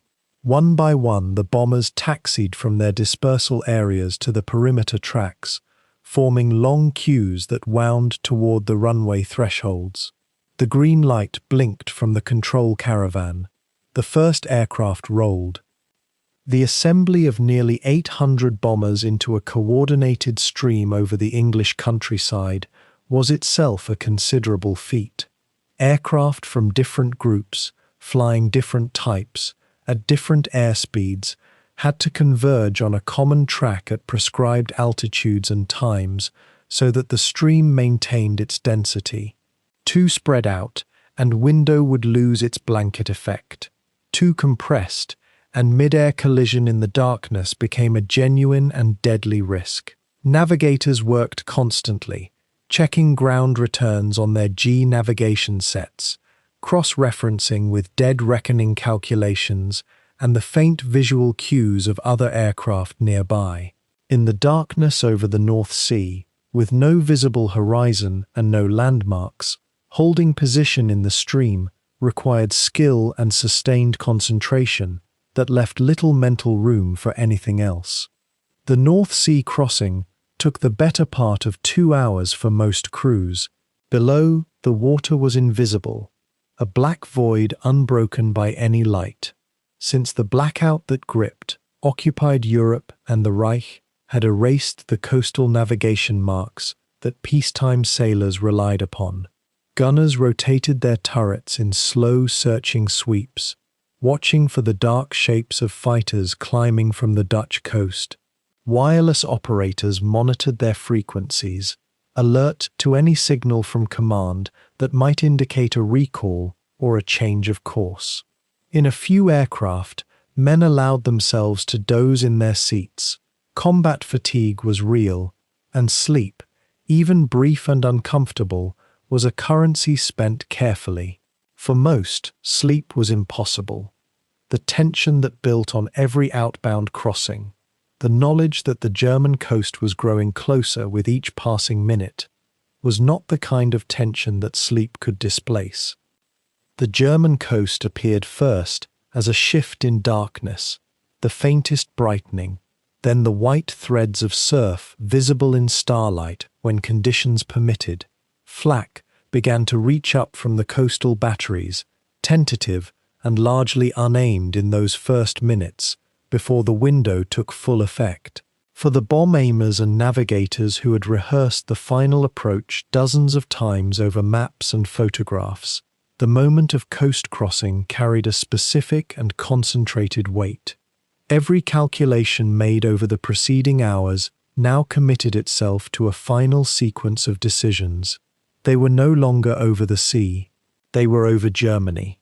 As the stream crossed the final kilometers toward Hamburg, the city ahead was already showing a faint glow. Fires from earlier incendiaries, then searchlights probing upward, then the steady orange strobing of anti-aircraft batteries firing into a sky they could no longer properly read. The Pathfinder aircraft, the specialist markers who flew ahead of the main force to identify and illuminate the aiming points, began dropping their colored target indicators, brilliant cascades of pyrotechnic light that burned through the smoke and drifted slowly down across the streets and rooftops below. The bomb aimers watched for them. This was their moment of absolute precision, the point at which 8 or 9 hours of airmanship narrowed to a straight line, a steady heading, and a finger on a release. The bombs of the first wave fell across Hamburg, beginning in the late evening hours, local time, of the 24th of July, 1943. Nearly 800 aircraft had been marshaled, routed, loaded, and flown across a hostile sea to reach this moment. The fires they started would still be burning when the second wave arrived. The plan had been executed. The city below, with its theatres and shipyards and crowded streets of ordinary houses, had entered a week it would never fully leave behind. And high above the spreading orange glow, the bombers banked for home, burning fuel at a rate that gave them no margin for detour, the gunners still watching the darkness, the pilots holding their course, each crew alone inside the mechanical noise of their aircraft, carrying whatever thoughts the weight of the night had placed in them. The night of the 24th of July, 1943, begins like any other summer evening in Hamburg. The city's searchlight crews take their positions on rooftops and in parks. Anti-aircraft gunners settle into their sandbagged emplacements around the port and industrial districts. Radar operators in bunkers across northern Germany scan their cathode ray screens, watching the darkness over the North Sea for the first signs of the approaching bomber stream. They do not know that this night will transform their war. They do not know that a simple material, folded into thousands of strips in the holds of approaching aircraft, will render their most sophisticated detection systems useless. The ordinary rhythm of vigilance continues, powered by routine and the assumption that tonight, like the nights before, Hamburg's defences will respond with their practiced efficiency. The first Lancaster bombers crossed the German coast near the Elbe estuary around midnight. The aircraft fly in loose formation, their engines drumming through the darkness at altitudes between 16 and 18,000 feet. Inside the bomb bays rest not only high-explosive bombs and incendiaries, but also bundles of window, nearly 1 million strips of aluminum foil, each roughly 30 centimeters long and 2 centimeters wide. The bundles sit waiting, their moment approaching. In the Pathfinder aircraft, flying ahead of the main bomber stream, crews prepare to initiate the chaff drop at precisely calculated intervals. This is the moment toward which all the secrecy, all the scientific debate at the Air Ministry, all the careful planning has been leading. As the bombers press inland toward their target, the Pathfinders begin releasing window into the night air. The strips flutter and spiral downward, each one reflecting radar waves back to the German detection stations below. On the ground, in the radar control rooms and fighter direction stations across Holstein and Schleswig, German operators watch their screens transform into chaos. What had been a clear picture moments before, the bomber stream a coherent mass showing its course, altitude and direction, suddenly becomes a world of noise. Ghost blips appear and multiply across the screens, hundreds of them, thousands, moving in patterns that contradict each other. The radar images blur into static and false signals. Officers and technicians stare at screens that have become useless within seconds. The system that General Kammhuber's engineers had built with such care, that had guided the Luftwaffe's night fighters to their targets for months, has been neutralized by physics and a handful of aluminum strips. The skilled operators, trained to read subtle changes in the radar picture, find themselves unable to distinguish reality from deception. The information upon which the entire air defense system depended has been rendered into noise. The first radio calls from German fighter direction centers carry confusion and alarm. Luftwaffe night fighter pilots, prepared to defend their homeland, suddenly receive vector instructions that make no sense. The ground controllers cannot see the bomber stream clearly enough to guide them. Some fighters are directed toward empty sky. Others attempt to fly toward multiple false signals simultaneously, chasing phantoms across the darkness. The discipline and coordination that had characterized German night fighter operations begins to unravel. A few experienced pilots, understanding that conventional radar guidance has become impossible, begin climbing to higher altitudes to search for bombers visually, using moonlight and the darkness. They find some targets, shoot down a handful of aircraft, but the systematic, orchestrated defense that Hamburg's commanders had expected dissolves into individual actions and desperation. The technological advantage that the Luftwaffe had maintained for months vanishes in the first 30 minutes of the raid. Meanwhile, the main bomber stream presses toward Hamburg with methodical purpose. The anti-aircraft batteries surrounding the city open fire into the darkness, their shells arcing upward in bright parabolic curves. Searchlight beams slice across the night sky, trying to find targets by blind chance rather than directed guidance. The flak creates a deadly cloud of shrapnel, visible from inside the bomber cockpits as bright bursts of orange light blooming against the black. Dozens of bombers will be hit by shrapnel and brought down by ground fire before the night is over. Yet without effective interception guidance, the searchlights and anti-aircraft guns cannot concentrate their fire on the approach routes with the precision they had managed in previous raids. The Germans are fighting blind, and the cost of that blindness will be measured in aircraft saved and bombs delivered to their intended target. The bomber crews, aware that their radar countermeasure has succeeded, press forward through the flak with grim determination. The Pathfinder aircraft reach Hamburg's city limits and begin dropping target indicators, bright flares designed to mark the bombing area for the main bomber stream behind them.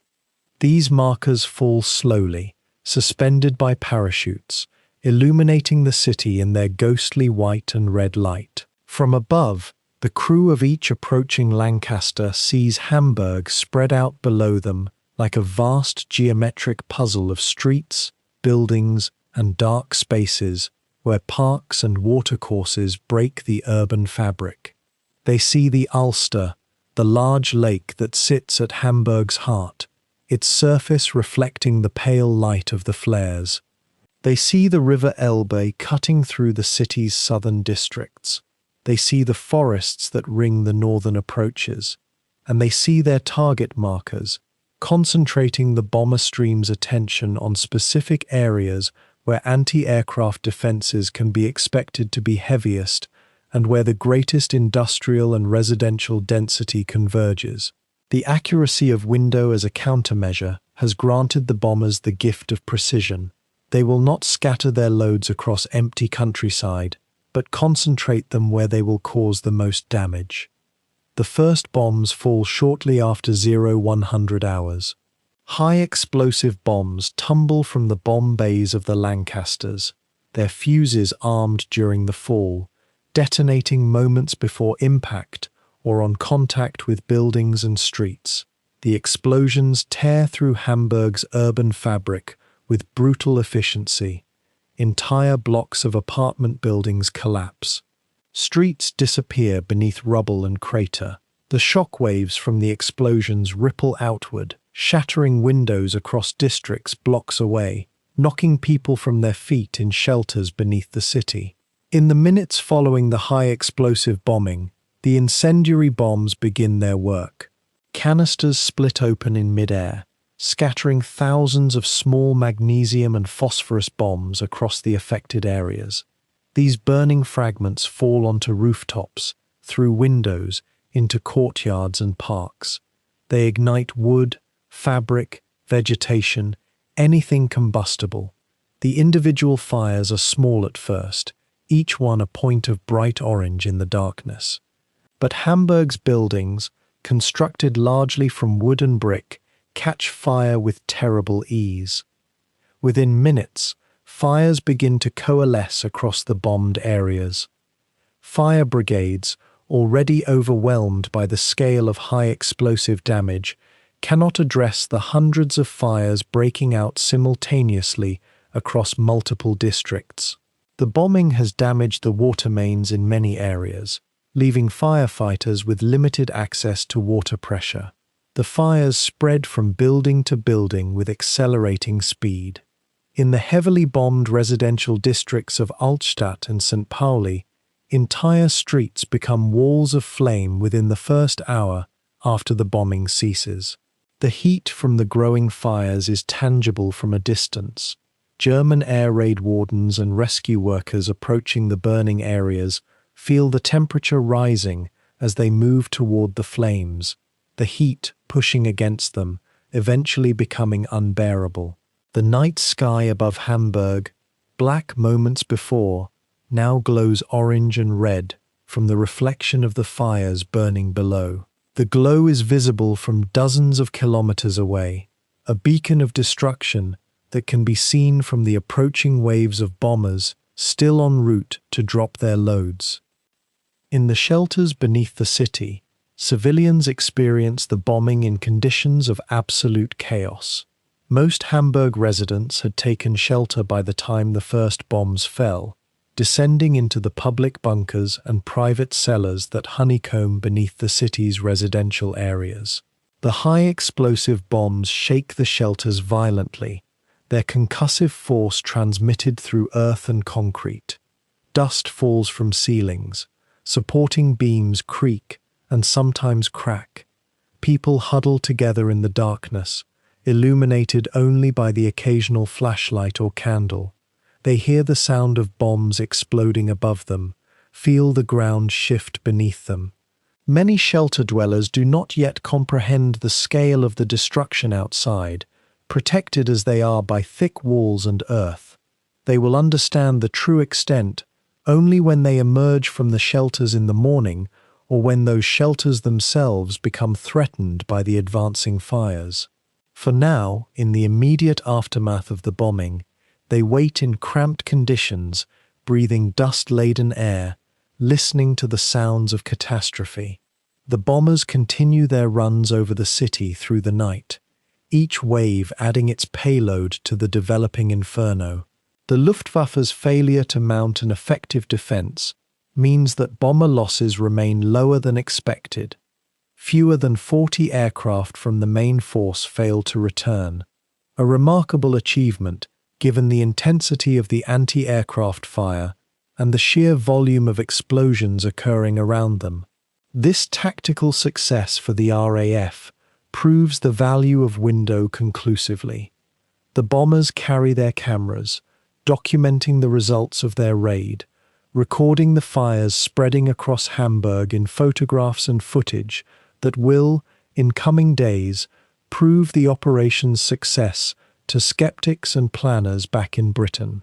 The flares continue to illuminate the target, creating a surreal world of burning buildings silhouetted against bright artificial light. Smoke begins to rise from the burning districts, vast columns of it rising straight upward into the night air, carrying embers that fall like snow across other parts of the city. The smoke will eventually reach tens of thousands of feet in altitude, visible from aircraft approaching the target from many kilometers away. By the time the last bombers of the night wave have dropped their loads and turned for home, fires are raging across multiple districts of Hamburg. The areas around the Altstadt, the old city centre, are particularly heavily burning. The districts of St. Pauli, Neustadt, and Hohe Luft all have significant fires in progress. The Luftwaffe, having failed to defend the city through conventional means, scrambles a few night fighters to attempt to intercept the departing bombers. A handful of successful engagements occur, but the majority of German fighters still search fruitlessly across the darkness for targets their ground controllers cannot describe or locate. The bombers return across the North Sea in loose formations, some of them damaged by flak, but all of them able to maintain flight. The crews, aware that their mission has succeeded beyond the expectations most of them had harbored when launching hours before, begin the long flight back to their home airfields in England. They will land as dawn begins to break, taxiing to their dispersals with exhausted gratitude for survival and the knowledge that they have delivered a devastating blow to Hamburg. As the bomber engines fade into the distance and the sound of aircraft engines is replaced by the roar of fires, Hamburg enters a new phase of its war. Civil defense crews struggle to organize responses to fires burning across an area many kilometers in diameter. Fire brigades work with water supplies that remain inadequate and access routes that are blocked by rubble and flames.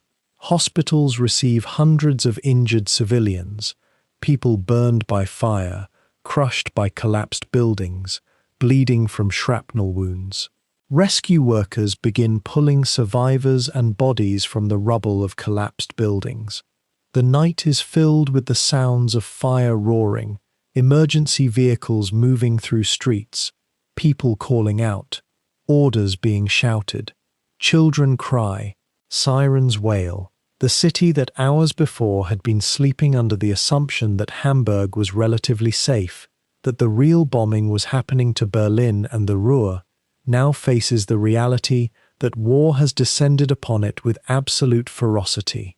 The first night of Operation Gomorrah has proven one fundamental truth: no German city, no matter how distant from the primary theatres of combat, remains beyond the reach of Allied air power.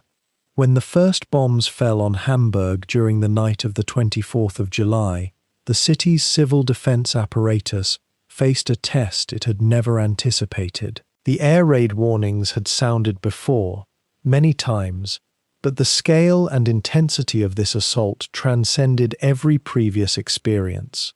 Within the first minutes of the bombing, fires were spreading across multiple districts simultaneously, in Billbrook, in Ham, in Altstadt, and across the working-class neighbourhoods, where apartment buildings stood shoulder to shoulder.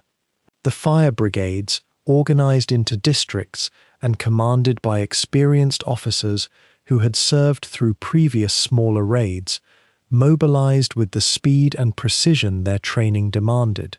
Yet no amount of training could have prepared them for what they now faced. The fires were too many, too spread out, too fierce. Communications between fire stations began to break down as telephone lines burned. Individual brigades found themselves isolated, fighting blazes that seemed to multiply rather than diminish as they worked. In the Billbrook district, where industrial facilities and residential buildings were closely interwoven, a fire chief named Wilhelm Dietler stood in a street already choked with smoke, watching his crews drag hoses toward a burning apartment building. The water pressure from the hydrants was failing, not from mechanical failure, but because fires erupting in a dozen other locations were drawing water from the same mains simultaneously. They could play water on the flames, create the appearance of fighting back, but without adequate pressure, they could not stop the advance of the fire.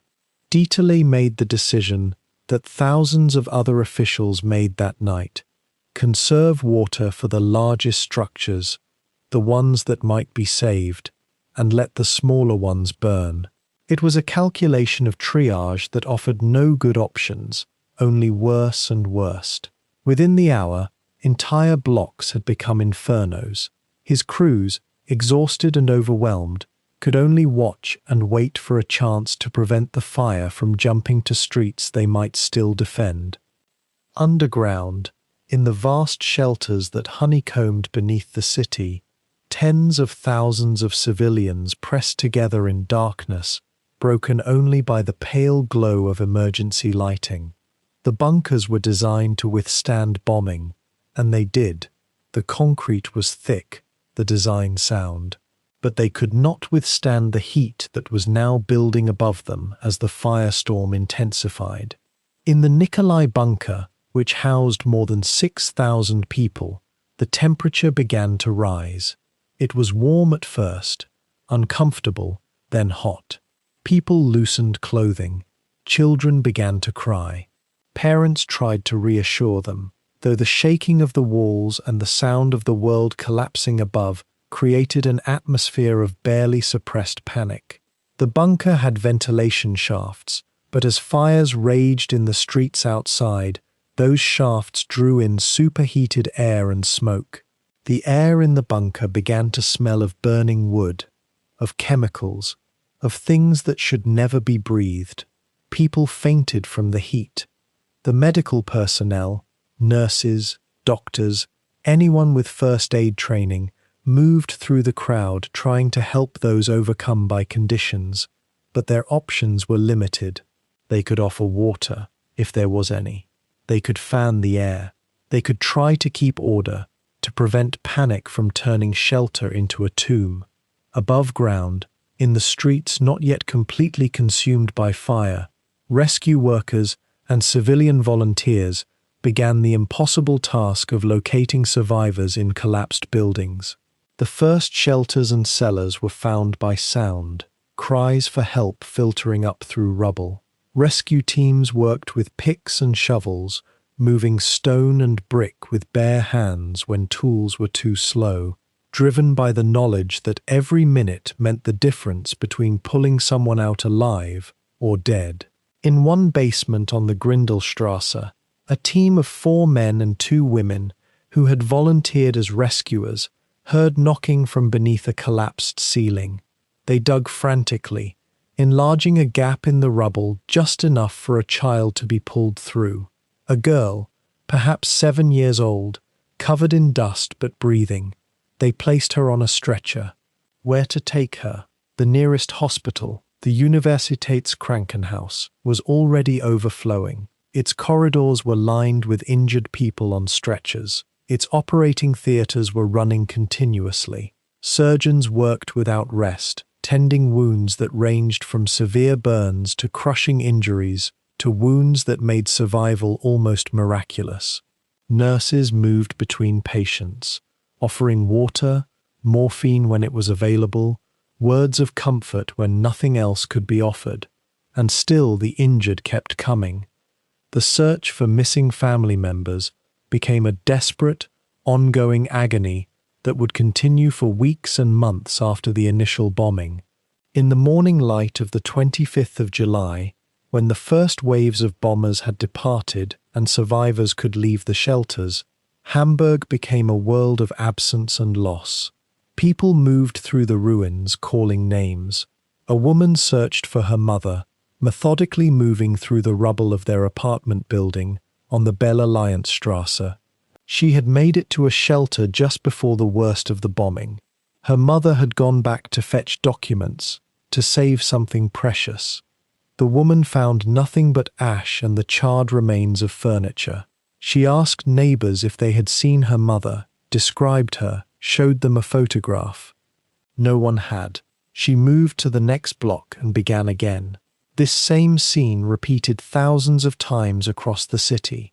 Parents searching for children, children searching for parents, siblings separated in the panic of reaching shelter, now desperately hunting through the chaos of the city in hope of reunion. The medical system, strained before the bombing began, rapidly approached complete breakdown.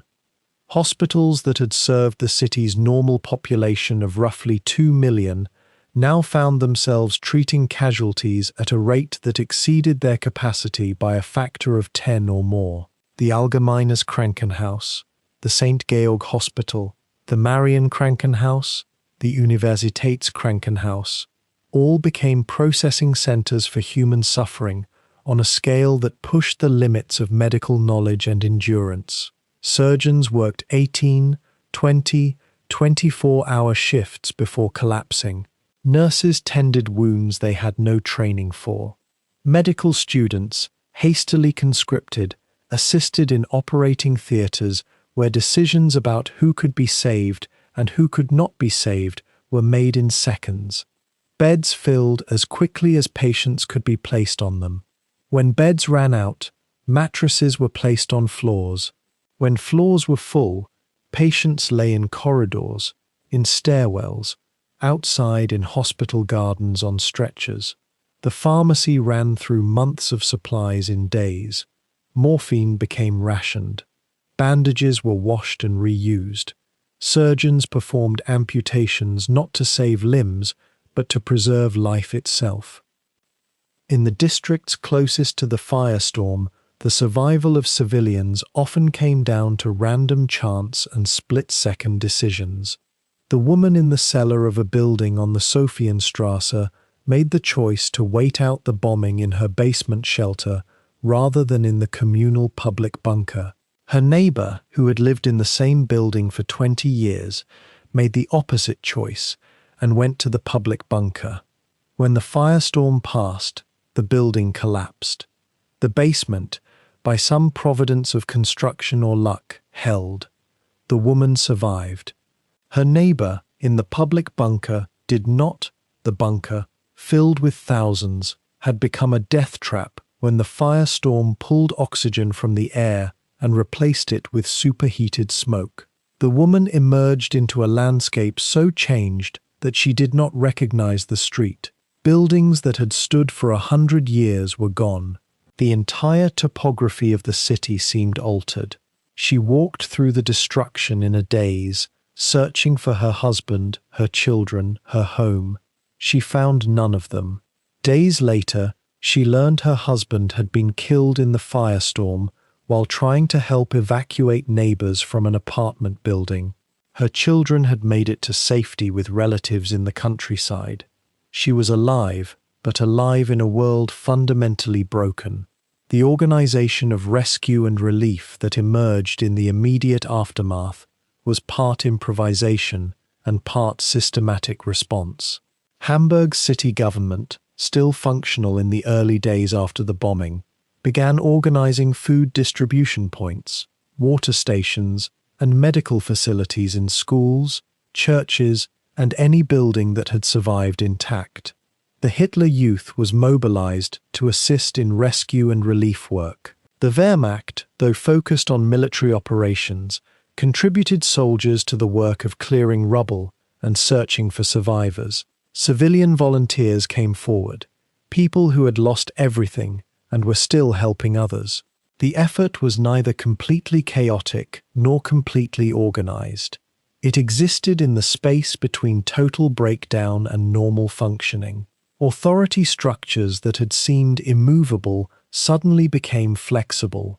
Rules about who could distribute what and who had jurisdiction over which area dissolved when the practical need to save lives superseded bureaucracy. A Hitler Youth leader and a communist sympathizer who had despised each other before the bombing worked together clearing rubble, their ideological differences erased by the immediate imperative of rescue. By the second and third days after the first bombing, the scale of the catastrophe had become apparent enough that organized response from outside Hamburg was mobilized. Trains carrying relief supplies, medical personnel, and rescue equipment began arriving from other German cities. Buses were organized to evacuate the homeless to the countryside, to towns and villages that had room to accept refugees. The image of hundreds of thousands of people leaving Hamburg, some on foot, carrying what few possessions they could salvage, some on trains and buses, many with nothing but the clothes they wore, became itself a form of disaster that compounded the human trauma of the bombing. Families were separated in the evacuation process. Children were sent away to safety, while parents remained in the city for rescue work. The elderly, the disabled, the mentally ill faced particular difficulty in the evacuation and relief process. The city was losing its population even as it was losing its buildings. In the hours after bombs stopped falling on the first night, and in the days that followed as bombing continued, the psychological impact on survivors began to manifest in ways both visible and invisible. People wandered the streets in states of shock, moving through rubble with the blank expression of those who had experienced something beyond the capacity of their minds to process. Others became hyperactive, unable to stop moving, unable to rest. Children regressed, becoming mute or speaking only in whispers. Some people became violently angry, striking out at anyone who suggested they should leave their neighborhood, convinced that family members would return and they needed to be there. Medical personnel, themselves traumatized, tried to treat both the physical and psychological injuries of survivors with inadequate tools and knowledge. Psychiatry was not equipped to handle mass trauma. There were no protocols for helping an entire city process the loss of their homes, their neighbors, their sense of safety and permanence. What existed instead was the assumption that people would endure, would recover through work and time, would rebuild. That assumption would prove partly correct and partly tragically incomplete. The night of the 27th of July, when the firestorm reached its peak intensity, the nature of rescue and response fundamentally changed. There was no rescue on that night. There was only survival and death. The rescue workers stood helpless at the edges of the firestorm, unable to enter the zones of most intense heat and wind. The fire brigades, still attempting to fight fires systematically in other parts of the city, were suddenly overwhelmed as the firestorm's winds pushed flames across districts they thought were secure. People in shelters experienced the worst of the catastrophe in darkness and terror, unaware of what was happening above them, hearing explosions and the sound of the earth shaking, breathing air that became progressively more toxic and hot. Those who attempted to flee the shelters and run toward safety found themselves in a world of such extremity that normal human navigation became impossible.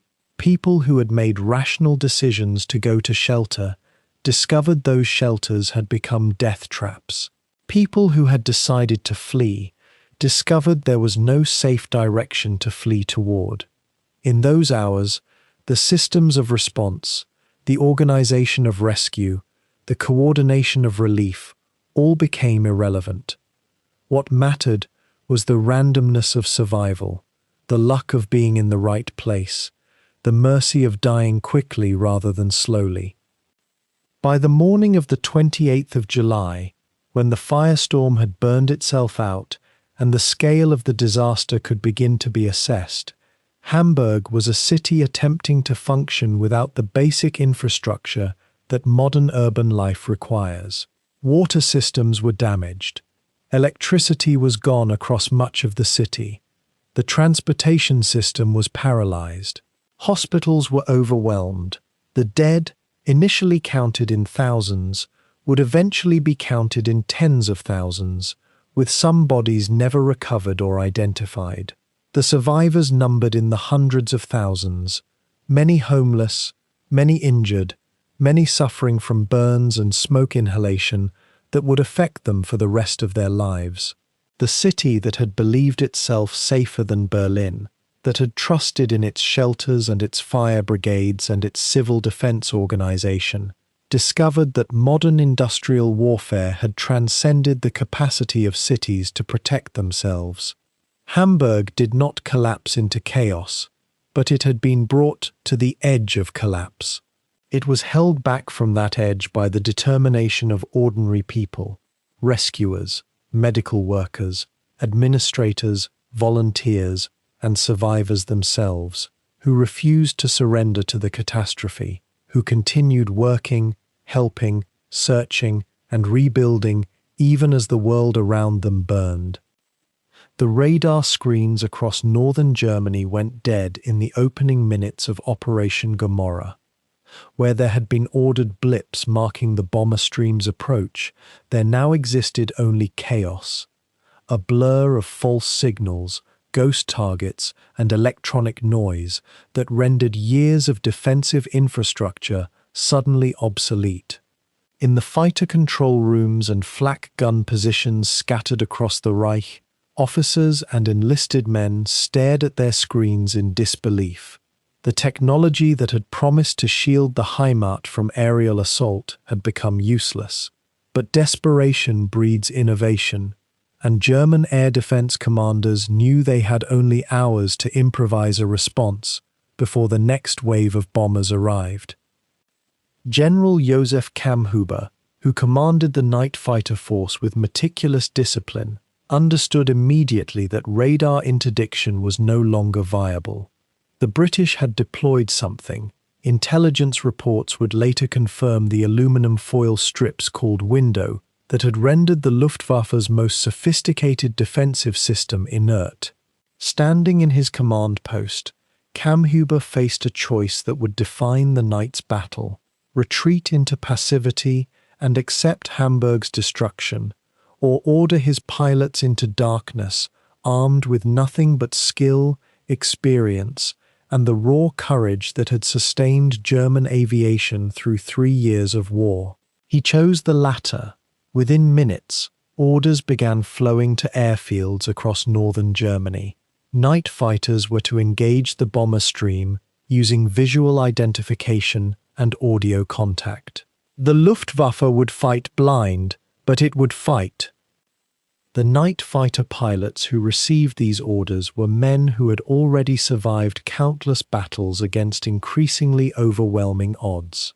Many were veterans of the Russian front, transferred west when air defense became critical to Germany's survival. They flew single-seat fighters, Messerschmitt 109G variants, and Focke-Wulf 190D models, equipped with forward-firing guns and occasional upward-firing cannons designed to attack bombers from below.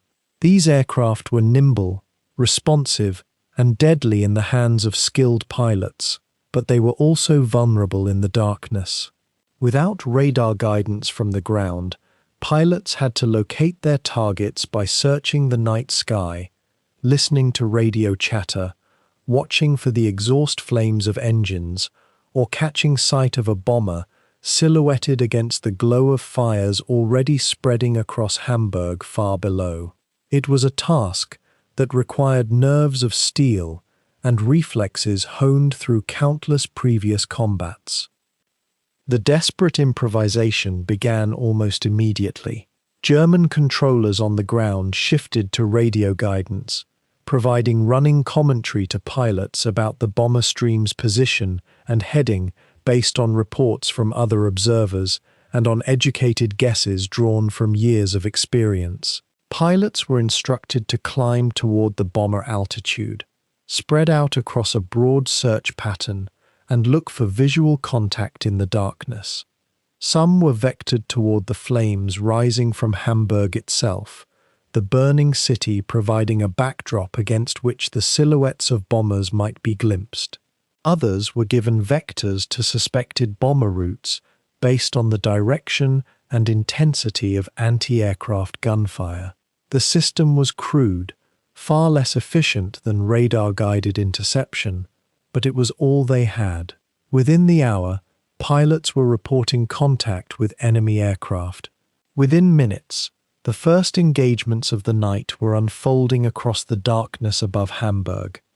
Major Wilhelm Hermann led one of the most successful efforts to adapt to the radar blindness. A resourceful and innovative officer, Hermann realized that the burning city itself could serve as an unconventional navigational aid. He ordered his fighters to orbit above Hamburg at a safe altitude, using the light from the fires below to illuminate bomber silhouettes passing overhead. The technique was straightforward in concept, but extraordinarily difficult in execution. Pilots had to maintain careful altitude awareness while scanning the sky, identify targets moving at several hundred kilometers per hour in near darkness, perform tight turning maneuvers to get into firing position, and deliver accurate bursts of cannon fire, all while risking collision with other friendly aircraft in the congested sky. Yet Hermann's innovation worked.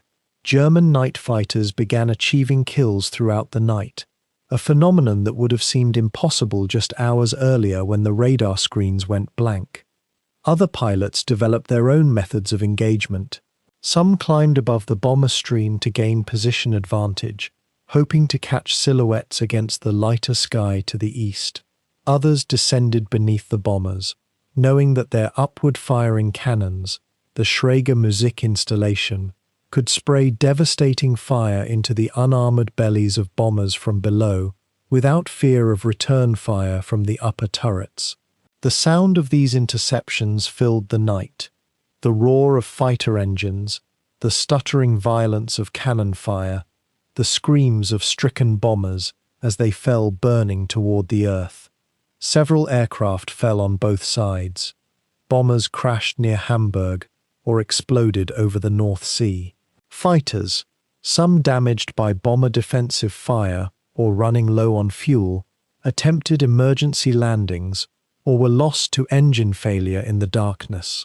The battle was no longer fought on radar screens in climate-controlled command centers. It was being fought in the darkness by pilots trusting their instincts and their training. Yet despite these tactical successes, the fundamental problem remained unsolved. The sheer volume of bombers streaming toward the city could not be stopped by fighters operating without radar guidance.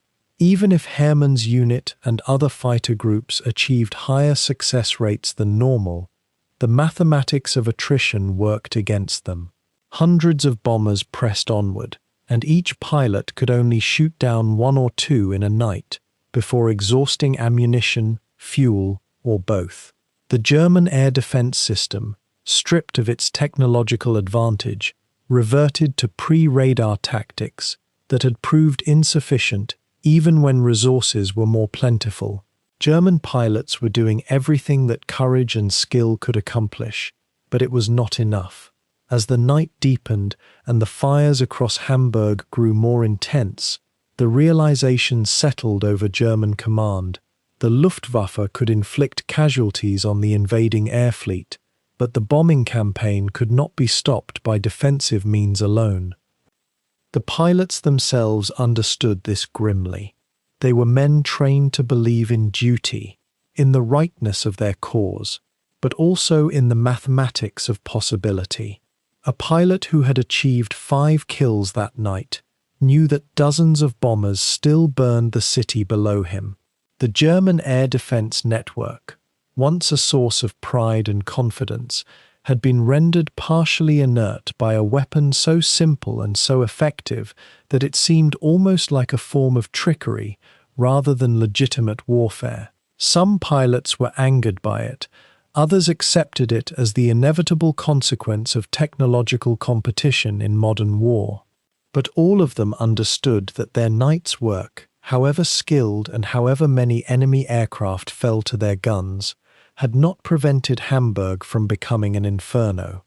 Command post officers analyzed the reports flowing in as dawn approached. Yes, the Luftwaffe had achieved kills. Yes, pilots had demonstrated that they could still inflict losses on the bomber stream through skill and improvisation. But the overall picture was unmistakable. The bombing campaign had not been significantly disrupted. Industrial targets across Hamburg were burning, residential areas were being devastated, and the civil defense system was overwhelmed. The radar blindness had essentially neutralized the Luftwaffe's primary defensive advantage, and no amount of pilot skill could compensate for that technological defeat. German commanders began calculating the cost. Perhaps dozens of bombers lost to fighters, but hundreds pressing through to deliver tons of explosives on their targets. It was a trade calculation that favored the attackers. Yet there remained in German military circles a desperate hope that the situation could be turned around through rapid adaptation and determined effort. The radar blindness was real, but radar itself had not been destroyed. The equipment still functioned. It was merely being jammed by the British innovation. Within days, German scientists and engineers could be tasked with developing countermeasures. New tactics could be implemented with the forces already in existence. Fighter aircraft production could be increased. Ground-based anti-aircraft defenses could be reinforced and repositioned. The night of the 24th of July had been costly, yes, but it was not necessarily a strategic defeat if Germany could adapt quickly and learn from the experience.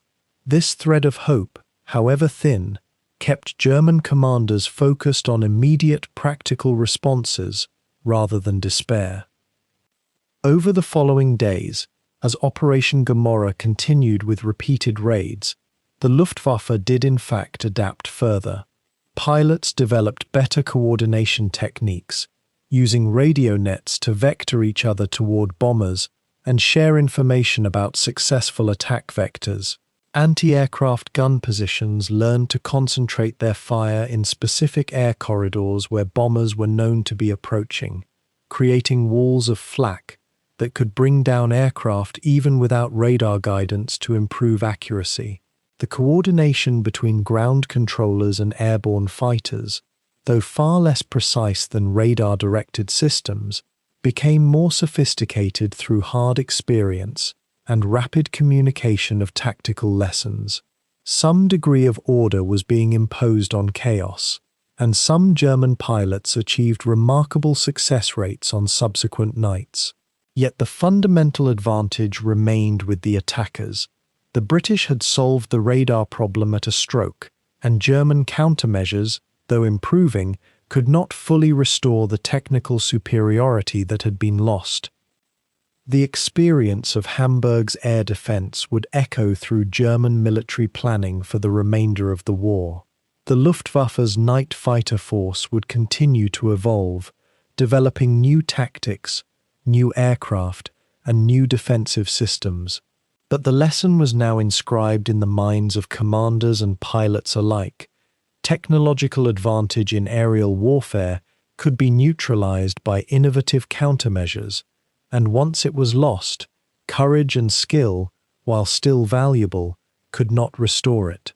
The pilots who flew through those dark nights above Hamburg, fighting with every ounce of ability they possessed, were not failures. They were men who did their duty against overwhelming odds. But the odds had shifted fundamentally, and no amount of tactical adaptation could change that underlying reality. Hamburg would burn not because German pilots were inadequate, but because the nature of modern war had changed, and the technological edge that had sustained German air defense had been taken away in a moment.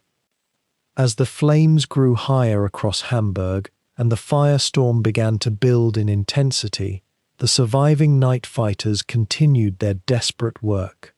They would achieve kills and inflict losses, and German pilots would receive commendations for their valor and skill. But the battle was already lost at a strategic level. The radar blindness had opened a window of opportunity for the Allies, and that window, even as the Luftwaffe scrambled to close it, remained open long enough for Hamburg to experience devastation on an almost unimaginable scale. The pilots had proven that they could fight without technological superiority. They had proven that German air defense could improvise and adapt. But they had not proven, because it was not possible to prove, that skill alone could overcome the fundamental technological disadvantage that window had created. That lesson, written across the burning sky above Hamburg, would reshape the air war over Germany for the remainder of 1943 and beyond. In the darkness over the North Sea, At precisely the moment when the first Lancaster bombers crossed into German airspace on the night of the 24th of July 1943, the crews understood with sudden clarity that intelligence reports and mission briefings had only been abstractions. The reality was the steady thrum of 4 Rolls-Royce Merlin engines, the cold that penetrated every layer of flying suit despite the heavy insulation, and the knowledge that somewhere ahead in the black sky, men with guns and radar were waiting to kill them. The chaff, the window that had promised to blind German defences, was working, and the radar screens across northern Germany were in fact filled with false signals and ghost targets that made the true bomber stream almost invisible. Yet invisibility on radar was not invisibility to the human eye, and it was not invisibility to the mathematics of ballistics and the decades of German engineering that had created the anti-aircraft guns positioned around every industrial city in the Reich. The Lancaster crews, sitting in their cramped fuselages at altitudes reaching 18,000 feet, felt the first moments of vulnerability transform into something closer to resignation. They knew the odds. They had been briefed on expected losses, though briefing officers rarely stated the numbers in ways that sounded truly fatal. 16% loss rate meant 1 bomber in every 6 returning in pieces, or not returning at all. 1 in 6 meant, for a crew of 7, that roughly 1 man would not see England again. The bomber streams that night stretched across the sky in a formation designed by RAF tacticians to concentrate firepower and create what was called a bomber box, tight enough that the defensive machine guns on multiple aircraft could create overlapping fields of fire against attacking fighters, yet spread out enough to avoid the catastrophic chain reactions of collision. Flight engineer Walter Hutchins sat in a Lancaster named Able Dog, stationed in his position behind the pilot and flight engineer's panel, where he could see both the engine instruments and, through the side windows, the terrible beauty of the burning city below. Hutchins was 19 years old, from a small town in Yorkshire, and he had joined Bomber Command with the conviction that he was fighting a just war against tyranny. 3 months of operations had not yet erased that conviction, though it had added a weight to it, the weight of seeing friends who had been flying beside him in the crew room that afternoon simply not appear at the post-raid debriefing. Tonight, as the Lancaster climbed toward its bombing altitude and crossed into German territory, Hutchins watched the fuel gauges and the engine temperatures and tried to focus on the quantifiable, measurable things that made up his job. The sky around them was not yet hostile in the way that it would become near the target, but the knowledge that hostility was approaching created a tension in the cockpit that no amount of professional routine could entirely dispel. The pilot, squadron leader James Thorpe, spoke occasionally into the intercom with the calm authority that good pilots cultivated, checking in with each crew member and confirming that all positions were manned and ready. No one responded with anything other than terse acknowledgements. There was nothing to discuss until the bombing run began. The approach to Hamburg took nearly 2 hours, and during that passage over German airspace, the bomber stream maintained its formation and speed while navigating toward the city by a combination of radio direction finding, dead reckoning, and the skilled interpretation of radar returns on the navigator's screen. The Luftwaffe, despite the window, was beginning to coordinate interceptions based on other forms of intelligence, radio direction finding of their own, searchlight positions, and visual reports from observation posts. Flak batteries positioned around the city were firing in patterns designed not necessarily to hit specific targets, but to fill the sky with explosive shells that would catch something if the mathematics worked out. The landscape below was dark, but not entirely black. City lights were supposed to be extinguished, but no blackout is perfect, and the trained eye of a bombardier could sometimes see the faint patterns of streets and railways. As the Lancaster approached the initial point, the location where the bombing run would begin, the sky ahead began to brighten. The Pathfinder aircraft, marked with distinctive identification and equipped with special radar and flares, had already dropped their loads, and the fires they had ignited were now becoming visible from 30 kilometers away. That glow on the horizon had a dreadful beauty to it, like a furnace door opening in the night, and every crew member knew that the light meant two things.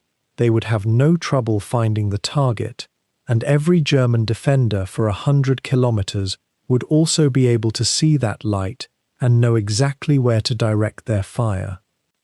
In the bomb aimer's position at the nose of the Lancaster, leading aircraftman Herbert Davies lay prone in the perspex belly of the aircraft, staring downward toward the flames emerging from Hamburg with the intensity of a man trying to see a ghost through fog. Davies was 21 and had been trained to focus on the precise coordinates that would make his bomb load, a mix of high-explosive bombs and incendiaries totaling roughly 8,000 pounds, drop in the pattern that reconnaissance photographs and calculations had determined would maximize the destruction of the assigned industrial district. He had studied photographs of Hamburg for days, memorizing the distinctive shapes of the docks, the river, the railway marshalling yards, and the position of the Blom and Voss shipyard where some of Germany's most advanced U-boats were constructed. All of that knowledge was being rapidly rendered irrelevant by the fact that Hamburg was already burning so extensively that individual landmarks were disappearing into smoke and flames.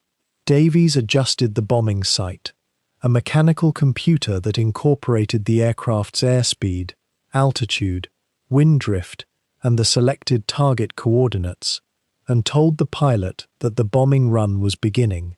From that moment, the Lancaster was locked on a true course toward the city, unable to maneuver significantly, vulnerable to any fighter that managed to find them in the darkness, and utterly committed to the delivery of the bomb load. Behind Davies, the wireless operator, gunners, and engineer were all watching, all aware that the next 4 minutes would define whether this sortie ended in success or catastrophe.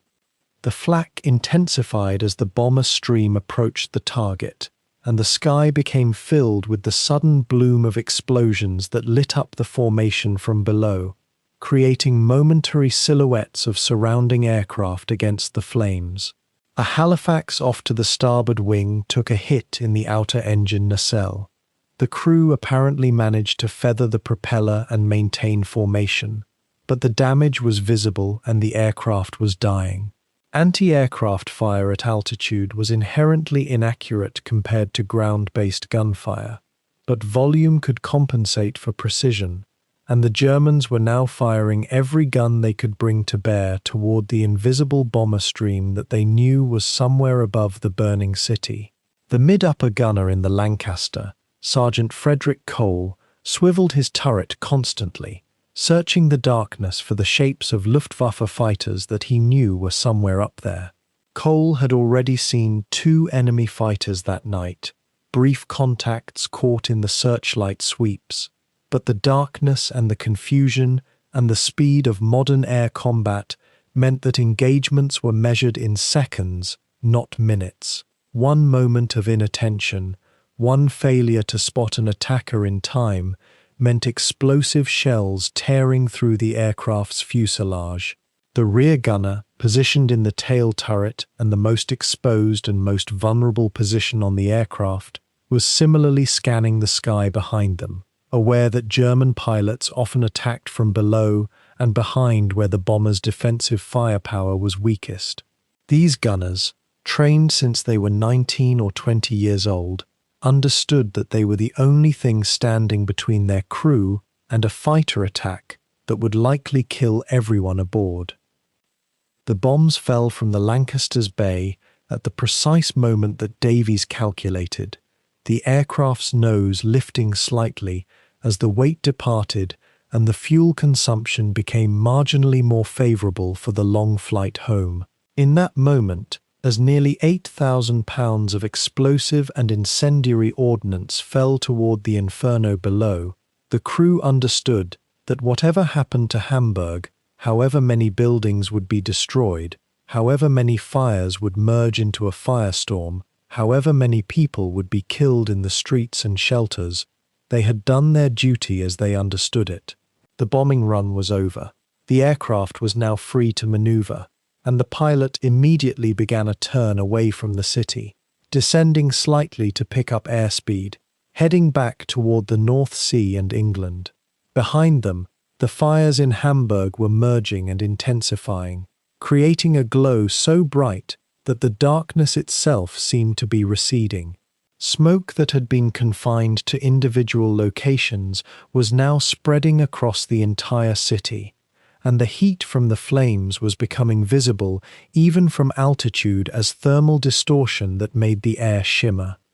The Lancaster climbed back to a safer altitude, hunting for the protection of cloud cover that would shield them from fighters and searchlights. The journey home was not safer, merely different. The flak continued for another 50 kilometers as they flew away from Hamburg, and searchlight beams swept across the sky in desperate attempts to illuminate targets that might still be above them.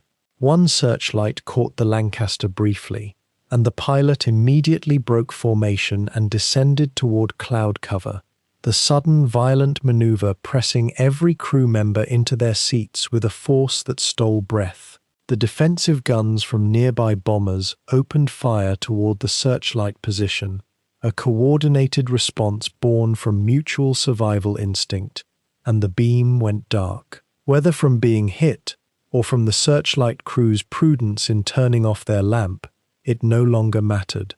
The Lancaster was now separated from the main bomber stream, flying alone through the darkness, and the wireless operator began calling on the emergency frequency in an attempt to locate other returning aircraft or establish radio direction for the flight home. The fuel calculations were now critical. The bombing run and the evasive maneuvers had consumed fuel at a rate slightly higher than planned. Squadron leader Thorpe consulted with Walter Hutchins on the fuel state, and both men understood the mathematics. They would make England, but not by a comfortable margin. If they encountered headwinds, if they had to divert to an alternate airfield instead of their home base, if the engines had been damaged by flak and were running less efficiently than the instruments suggested, then the Mediterranean blue of their fuel reserves would eventually turn to the warning red of empty tanks. Hutchins began calculating the point of no return, the latitude and longitude, where turning back toward England would consume more fuel than was available. That point was approaching rapidly. For nearly 3 hours, the Lancaster flew westward across the North Sea, gradually descending toward wavetop height as the fuel situation became increasingly critical and the darkness began to yield to the grey suggestion of dawn in the east. No other bombers appeared out of the darkness, despite repeated calls on the radio frequency. The silence on the wireless was its own form of communication, suggesting that other aircraft in other parts of the sky were experiencing their own emergencies and their own desperate struggles to locate a friendly airfield. The crew was quiet, focused, running down mental checklists of what to do if they had to ditch in the North Sea, though everyone knew that ditching a Lancaster in darkness or rough water was almost surely a death sentence. The aircraft's design was not optimized for water survival. Pilots were trained in the procedures, but the procedures were largely academic exercises without much practical hope. Instead, everyone focused on the navigation, on the fuel consumption, on the slight glow in the east that meant England was somewhere ahead and below the horizon. When the coast finally appeared as a darker line against the pre-dawn sky, The relief that swept through the Lancaster was almost physical. The aircraft had fuel for perhaps 15 more minutes of flight. Thorpe found an airfield, lined up with the runway, and brought the 4 engines down to landing configuration. The wheels touched tarmac at approximately 05:45 hours, and the Lancaster rolled out with the weight of the crew's survival settling into them like a physical thing. In the debriefing hut at the airfield, officers with clipboards asked about the bombing run, about enemy opposition, about damage sustained. Herbert Davies described the fires, the smoke, the difficulty of identifying targets in the confusion of the firestorm that was already developing. Walter Hutchins reported fuel reserves that had been precisely 12 gallons per engine upon landing, less than 10 minutes of total remaining flight time.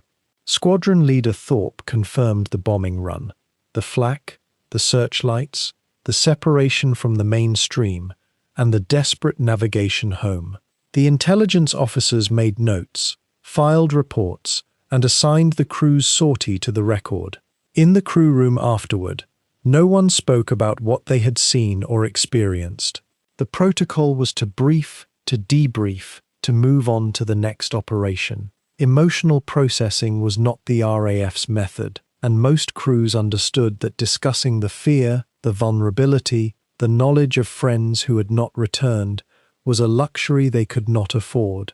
There would be another operation soon, possibly the next night, surely within the week.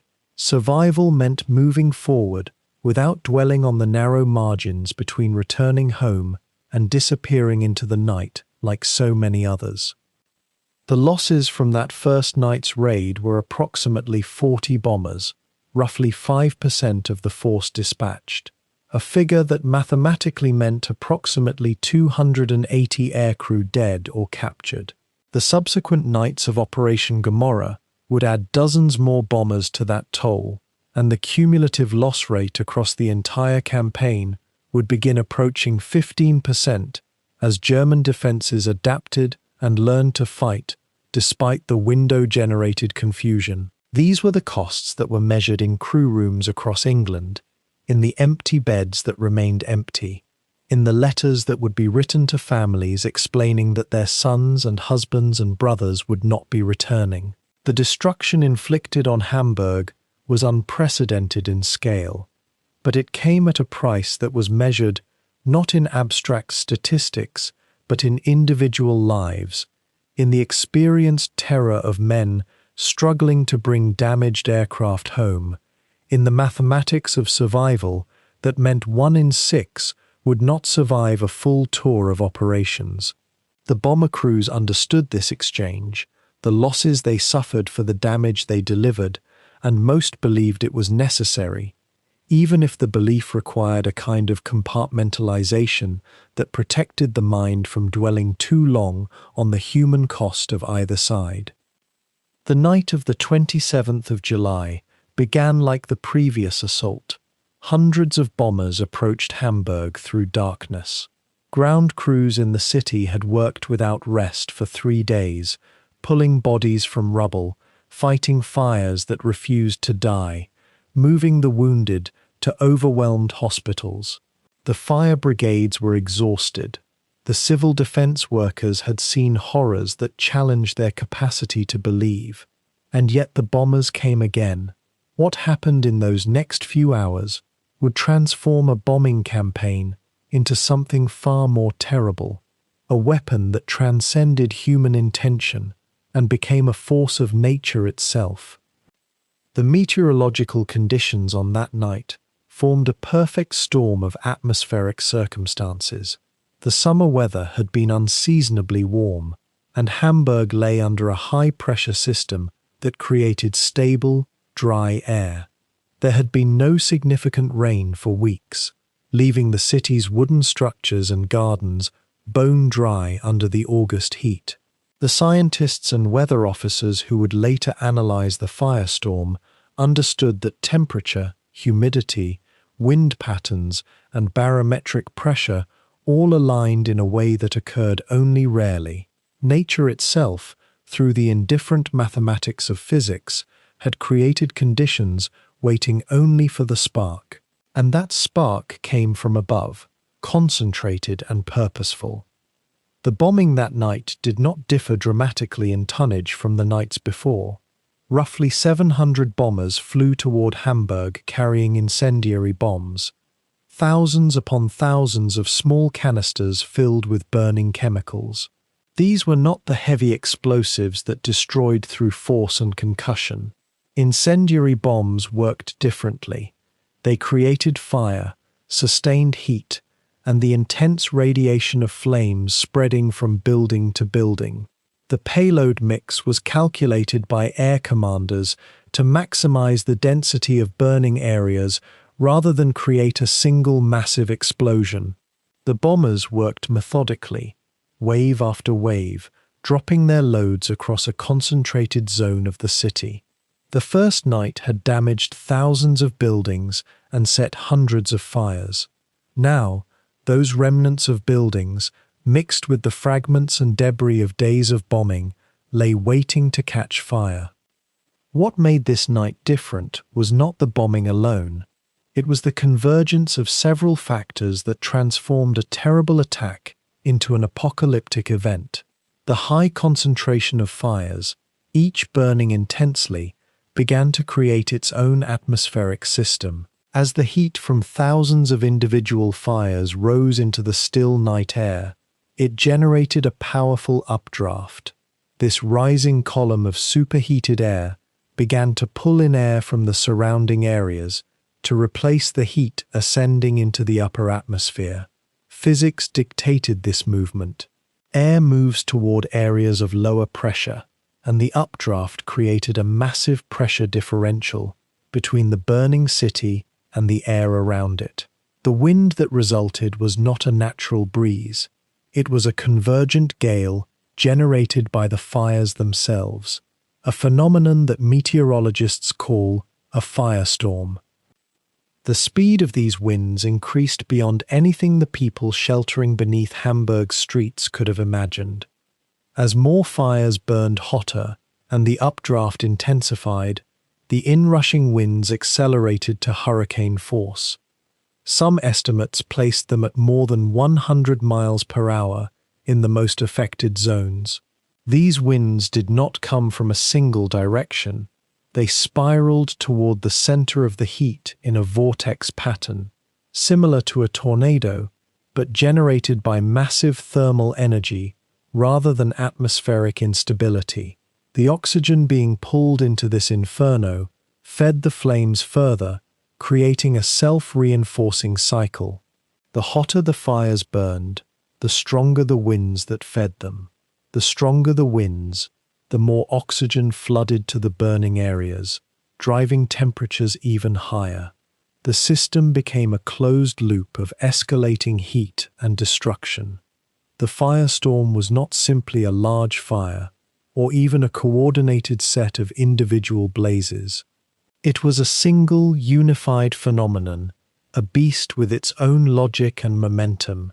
People caught in shelters 50 meters or more below street level reported that the temperature rose to levels that made survival impossible, not from direct flame necessarily, but from the superheated air that filled every space, every cavity, every place where people sought refuge.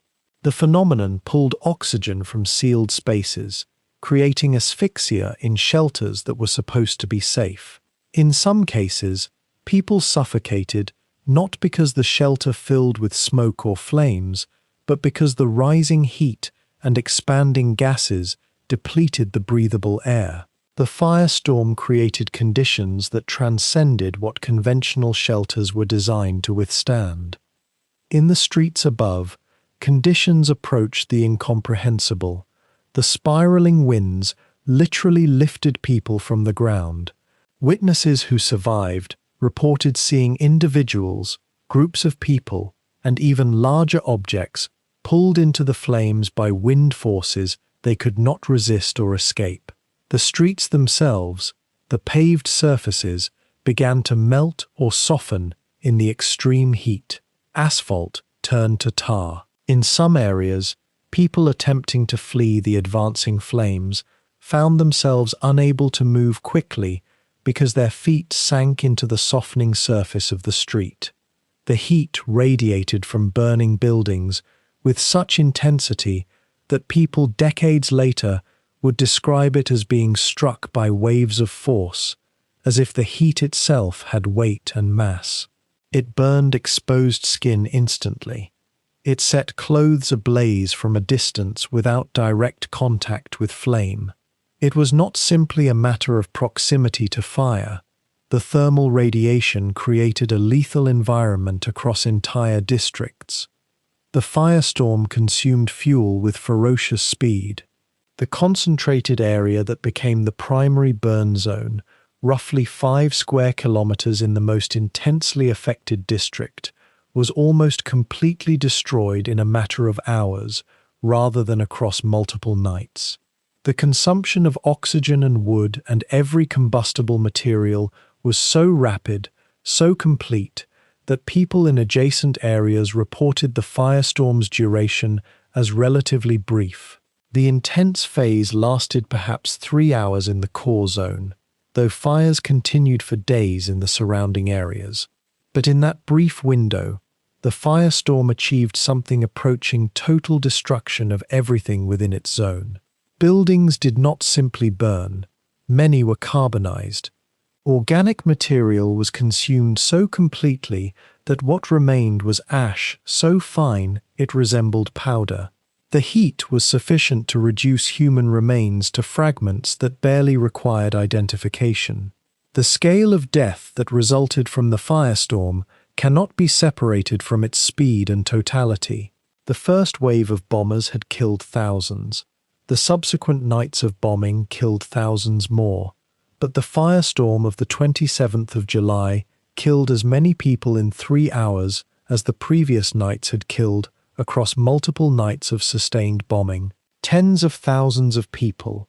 Estimates range between 35,000 and 40,000, though precise numbers remain uncertain because many victims were never identified and never counted, perished in that brief, terrible period. They died in shelters beneath the earth because the heat was inescapable. They died on streets because the winds and flames gave them no direction to flee. They died in hospitals and schools and public buildings that offered no protection against a phenomenon that no structure could withstand. They died simply because they were in the wrong place when the atmospheric conditions aligned catastrophically and the bombing created the spark. The German civil defense authorities had prepared for bombing. They had shelters and evacuation procedures and fire brigades trained in standard fire suppression. None of these preparations meant anything against the firestorm. Firefighters could not advance into the heat. Rescue workers found that most people in the most severely affected areas were simply gone, either killed instantly or missing in a way that suggested there was nothing left to find. In the surrounding areas, where the firestorm's effects were less immediately fatal, the rescue effort continued for weeks. Bodies were recovered from rubble and from the surfaces of streets where people had been overcome by heat and collapsed. The city's medical system, already overwhelmed by days of bombing, faced a catastrophe it could not manage. Makeshift mortuaries were established. Mass graves were dug because the normal processes of death registration and burial became impossible in the face of such numbers.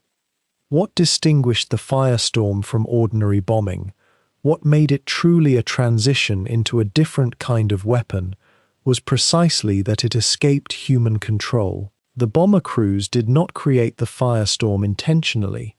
Air commanders did not order a specific tactic designed to produce it. Rather, the bombing created conditions, and then the weather and the physics of thermodynamics took over. The firestorm was a consequence, a catastrophic consequence, but not the direct intention of the campaign. This distinction mattered to the people analyzing the raid in real time, and to the broader moral and strategic questions that would follow. An attack could be evaluated in terms of military objectives and tactical methods. But once nature itself became the primary mechanism of destruction, once the outcome was a phenomena that transcended deliberate action and became something closer to a natural disaster, the entire meaning of strategic bombing shifted into uncomfortable terrain. In the early morning hours of the 28th of July, as the firestorm began to exhaust its fuel and the winds began to diminish, Hamburg lay transformed. The most severely affected districts were simply gone. What had been residential neighborhoods, factories, warehouses, stores, streets with names and history, all of it was reduced to ash and rubble in a way that bombing alone, despite its terrible power, had never achieved before. The survivors in those areas emerged into a landscape that seemed alien, almost lunar in its desolation. The heat had been so intense that even the trees had been stripped of leaves and branches, leaving only charred trunks. The air itself, in the hours after the firestorm, carried the smell of burning that penetrated everything: clothes, skin, the inside of mouths. It was the physical evidence of what had happened, present in every breath, inescapable, a sensory reminder that something unprecedented had occurred. The firestorm of Hamburg on the 27th of July 1943 became a lesson in the true potential of modern bombing. It demonstrated that coordinated air attacks on concentrated urban targets could, under specific meteorological and physical conditions, create effects that approached the catastrophic. The phenomenon was not unique. It would be observed again in subsequent firebombing campaigns, most notably in Dresden in 1945 and in Japanese cities in 1945. But Hamburg was the first. It was the moment when air power, combined with weather and physics, and the concentration of combustible material in modern cities, revealed its capacity not simply to damage infrastructure or kill military targets, but to create disaster on a scale that transcended conventional warfare. In that terrible convergence of human intention and natural forces, tens of thousands of people died in hours, and the meaning of bombing as a weapon was fundamentally redefined. The firestorm that consumed Hamburg on the night of the 27th of July was not born of malice alone, though malice had set its conditions. It was born from mathematics, the convergence of payload tonnage, fuel density, atmospheric heat, and wind speed into a single equation that nature solved with terrifying precision. In the hours before midnight, as the second major wave of bombers released their loads across the city's densest quarters, Hamburg's fire services were already overwhelmed from the previous night's assault. The firefighters who remained at their posts, many exhausted beyond reason, some still nursing wounds, knew they were witnessing something their training had never prepared them for. The fires were not spreading in the way fires spread. They were merging, coalescing, feeding on themselves in a way that transcended ordinary combustion. By 1 o'clock in the morning, meteorologists would later observe, the temperature at ground level in certain districts had exceeded 800 degrees Celsius. The air itself had become a weapon more terrible than any bomb. Witnesses on the street when the firestorm took hold describe a sound first, a roar that began as a distant rumble and crescendoed into something beyond human experience, a noise so profound it seemed to come from the earth itself rather than the sky. The wind began as a breeze, then quickened, then became a force that knocked people sideways into walls and lampposts. Those caught in the open streets had moments to comprehend what was happening before the wind became too strong to resist. The heat, rising from burning buildings and streets, created a low-pressure zone above the city, and physics, impassive, mechanical physics, filled that void by pulling air inward and upward at speeds that exceeded the wind velocity of the most severe hurricanes. People in the Rothenbaum Chaussee district, an area of apartment buildings and small shops, found themselves pulled toward the flames as if by invisible ropes. Some accounts speak of people lifted and carried by the wind into burning buildings or directly into the fires themselves. Others describe a carpet of ash so thick that day was indistinguishable from night, and the smoke so acrid that each breath felt like inhaling ground glass. The shelters, those supposedly protective bunkers where tens of thousands of people had crowded together for safety, became death traps in the new calculus of the firestorm. In the deep bunkers of Wilhelmsburg, packed with more than 2,000 people, the heat began to rise in the hours after the main bombing wave.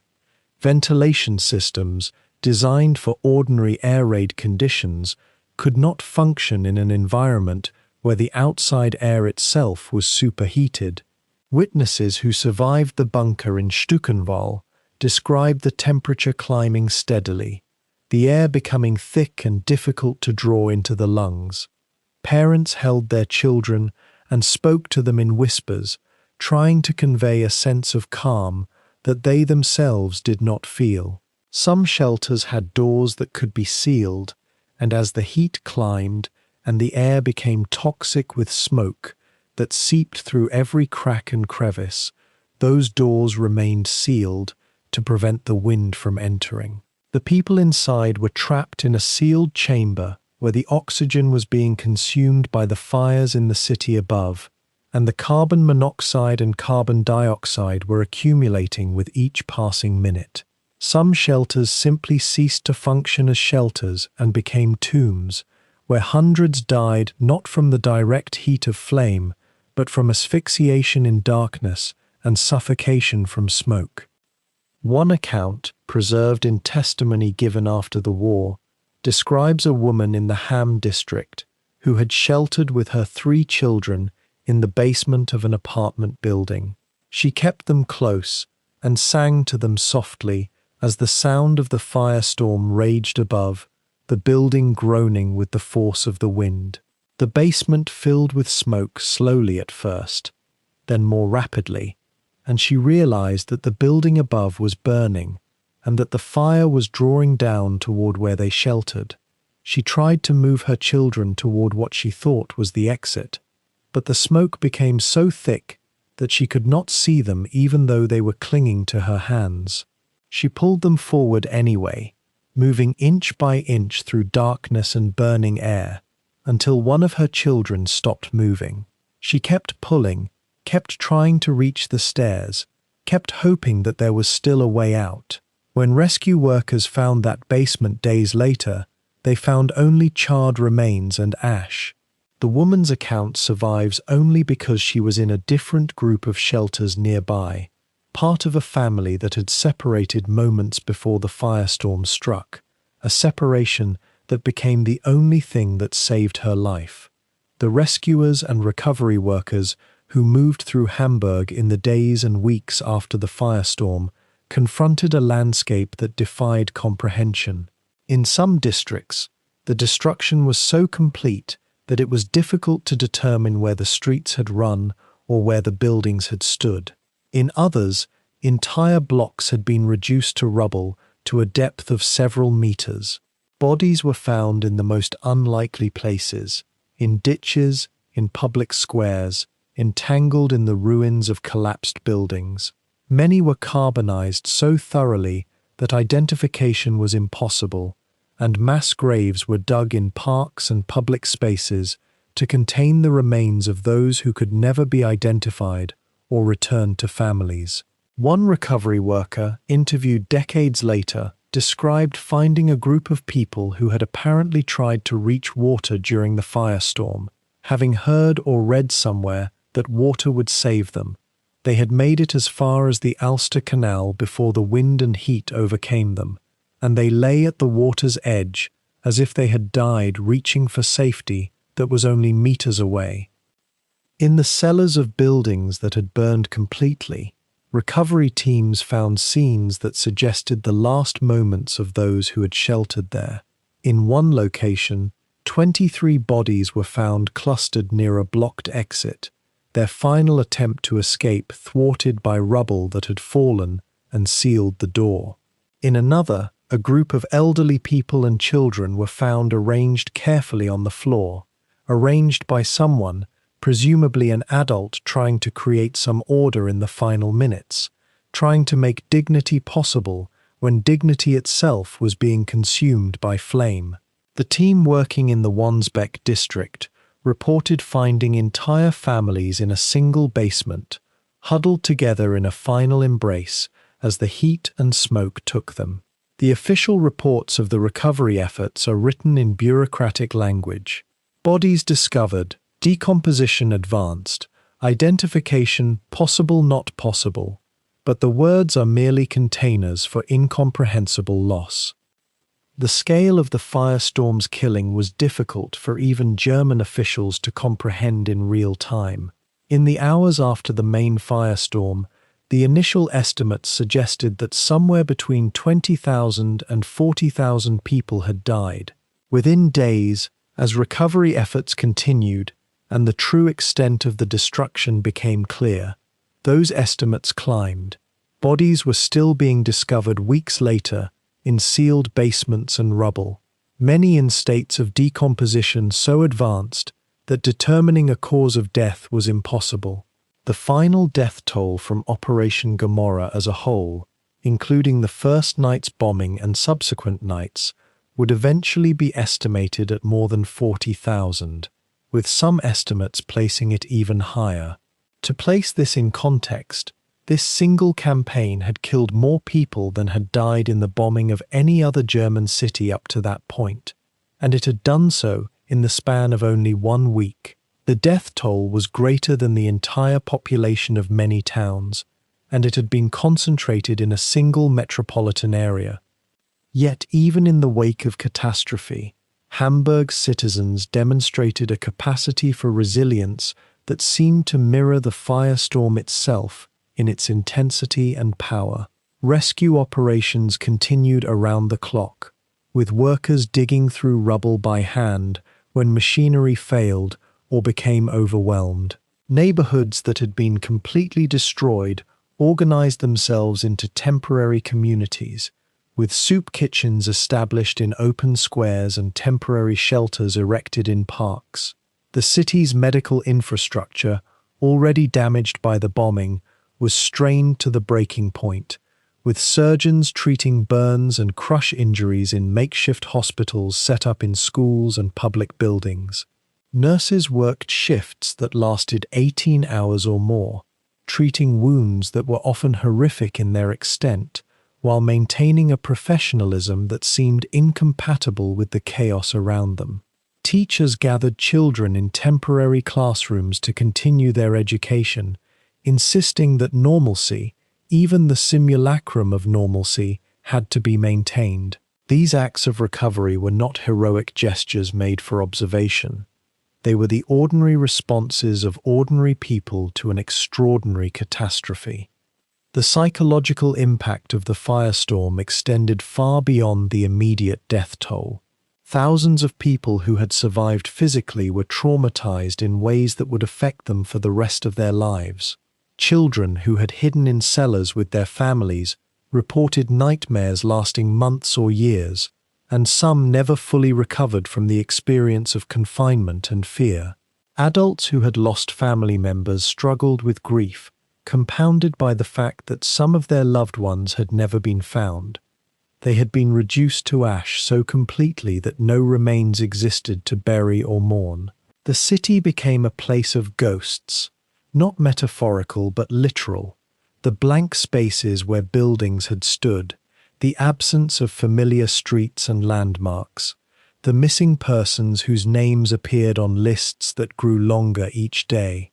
A social worker who visited Hamburg in 1944, nearly a year after the firestorm, reported that she encountered an entire population that seemed to be moving through daily life while mentally and emotionally present in the rubble, still searching for their lost ones in the places where they had last seen them.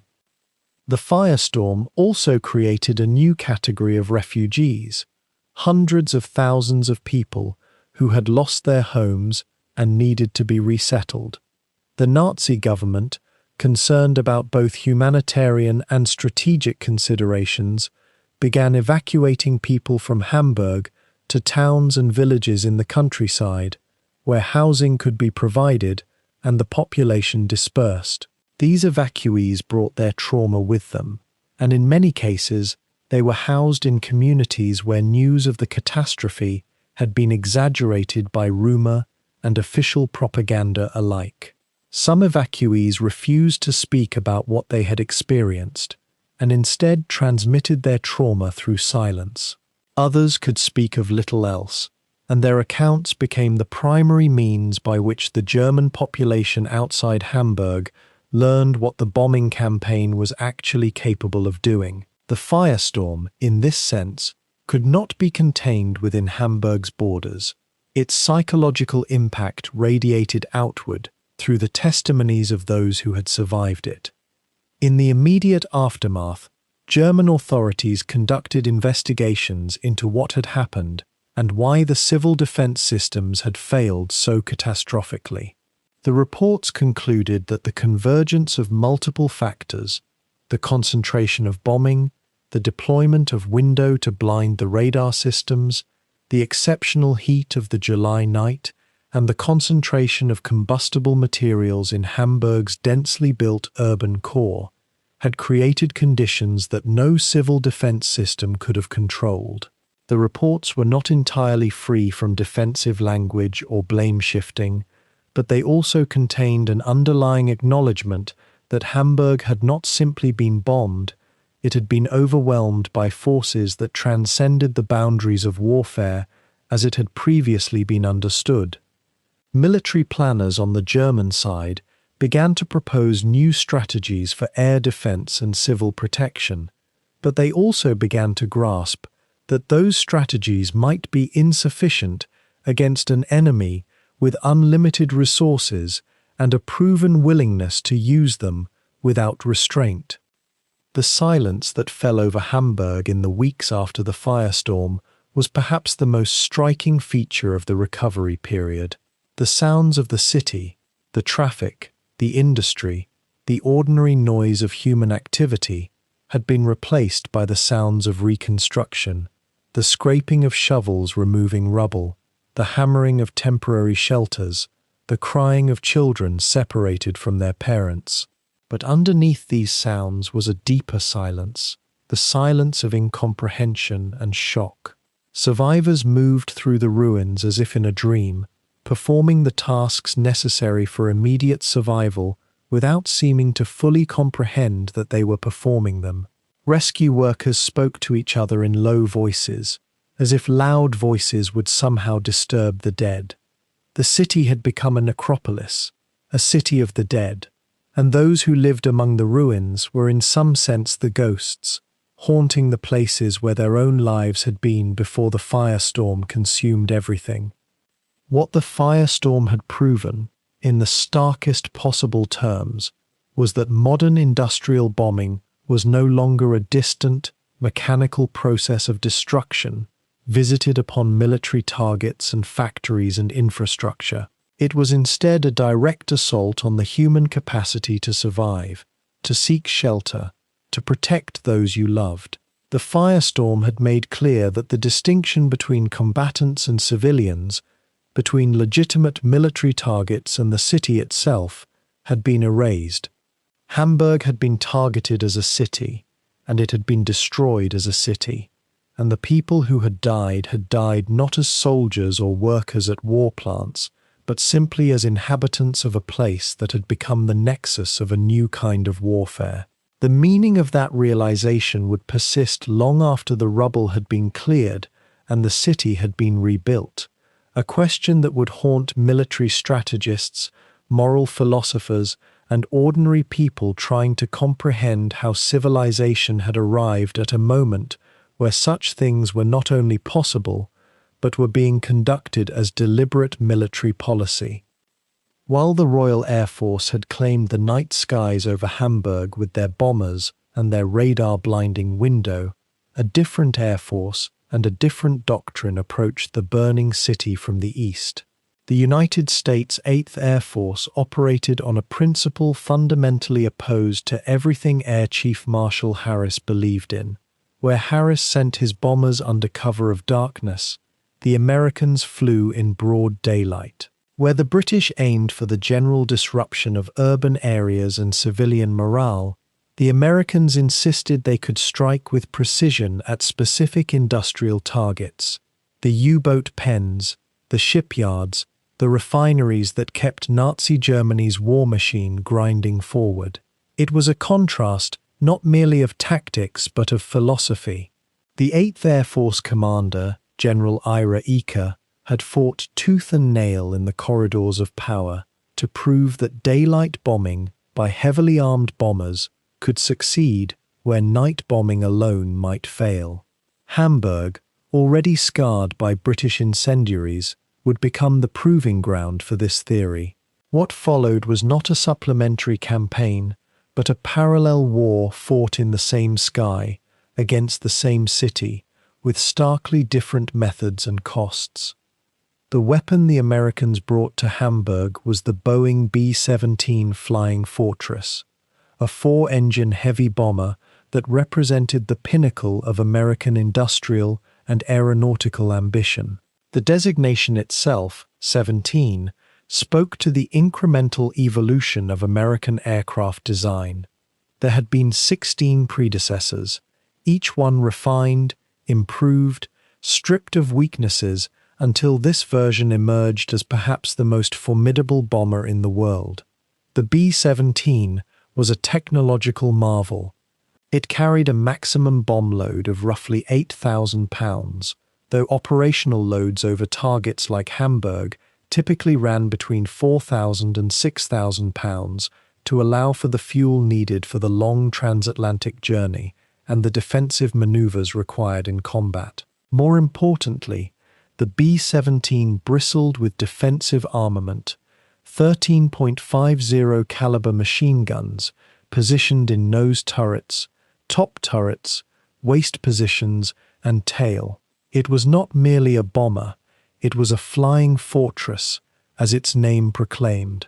The aircraft could climb to altitudes above 25,000 feet, where the air was so thin and cold that gunners had to wear heated suits and oxygen masks, where the cold was so intense that exposed skin would freeze in seconds. At these altitudes, the B-17 pilots believed they could fly above most German defenses, that their speed and altitude would grant them immunity from flak and from fighters that couldn't climb high enough to meet them.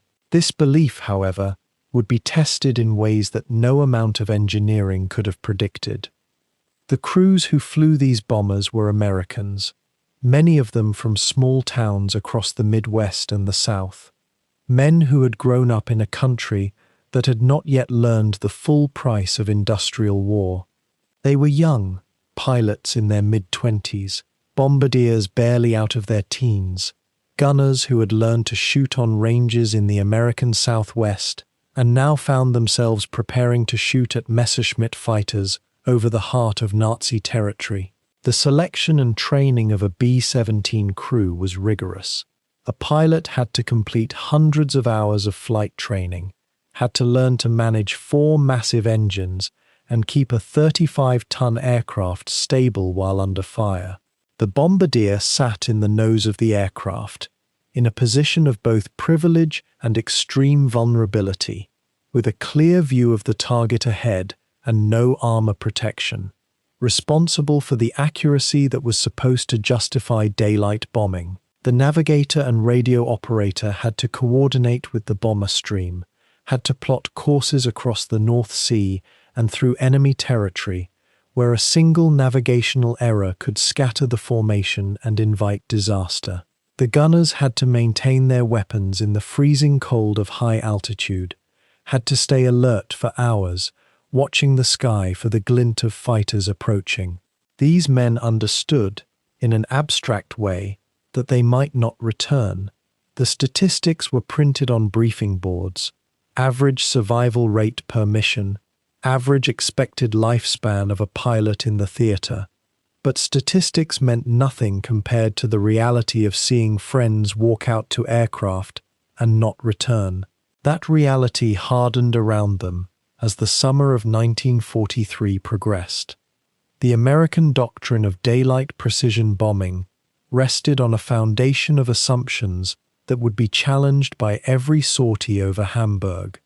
The assumption was that bombers flying in tight defensive formations could protect each other through overlapping fields of fire, that a formation of B-17s, with 20 or 30 of those 13.5 caliber guns all pointing outward, could defeat any fighter attack. The assumption was that bombs dropped in daylight, with a clear view of the target, would hit with far greater accuracy than night bombing. The assumption was that the Americans had superior aircraft, superior tactics, and superior training. To some extent, all of this was true. The B-17 was in fact a remarkable machine, more robust than its British counterparts, better armed, capable of absorbing far more damage and still flying home. American pilots, on average, were well trained and well disciplined. But assumptions, no matter how well founded, meet reality. And reality over Hamburg in late July and August of 1943 was more complex and more lethal than anyone had foreseen. When the 8th Air Force launched their first major raid on Hamburg on the 25th of July 1943, they did so against a German air defense network that had just been disrupted by the British Window campaign the night before.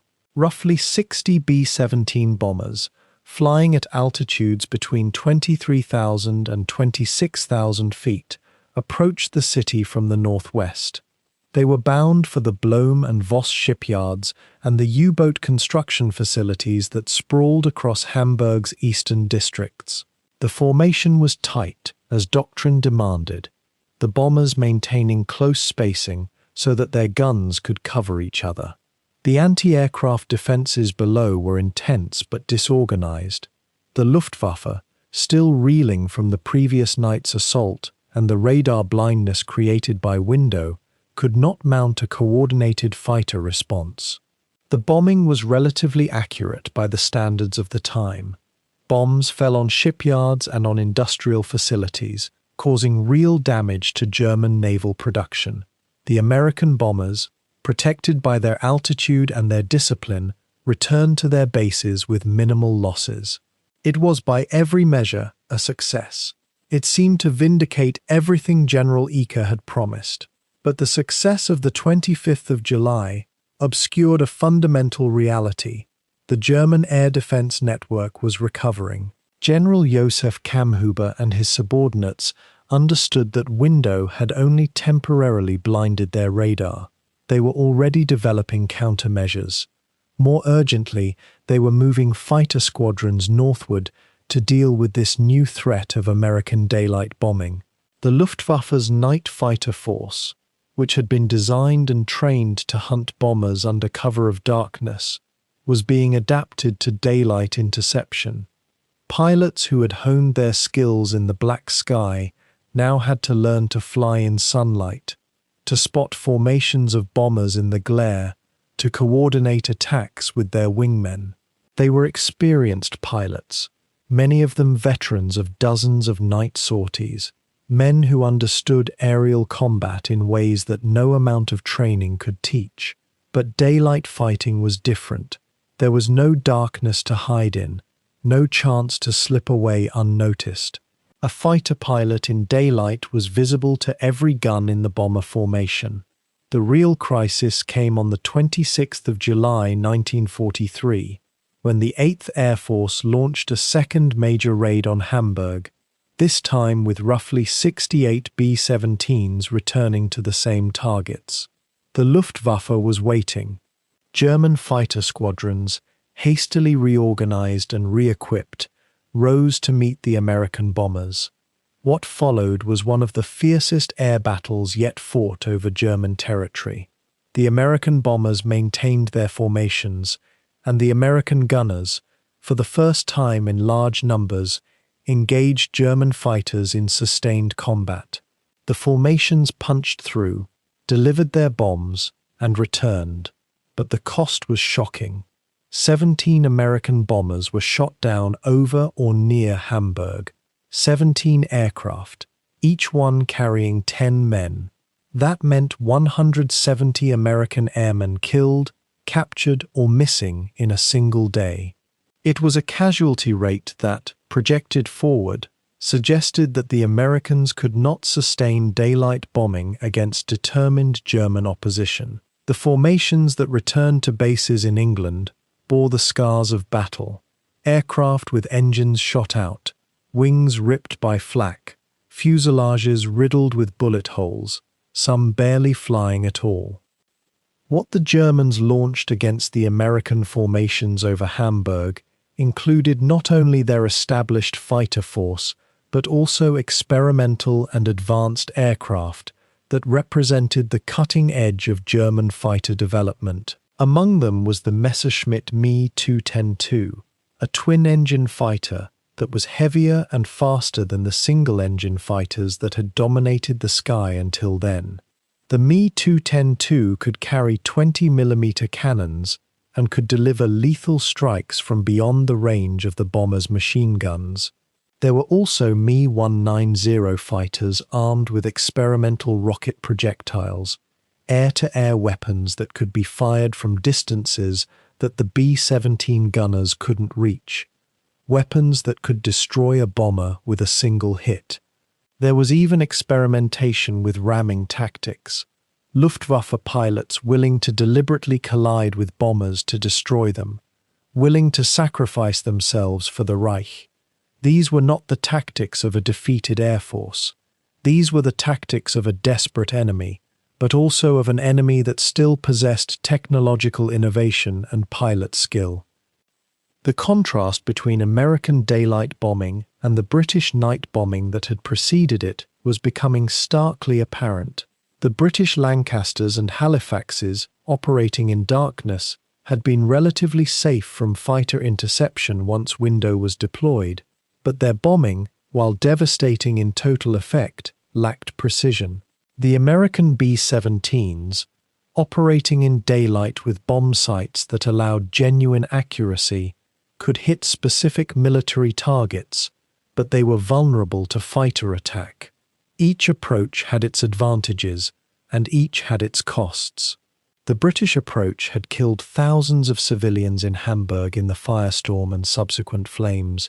It had also cost the RAF relatively few bombers.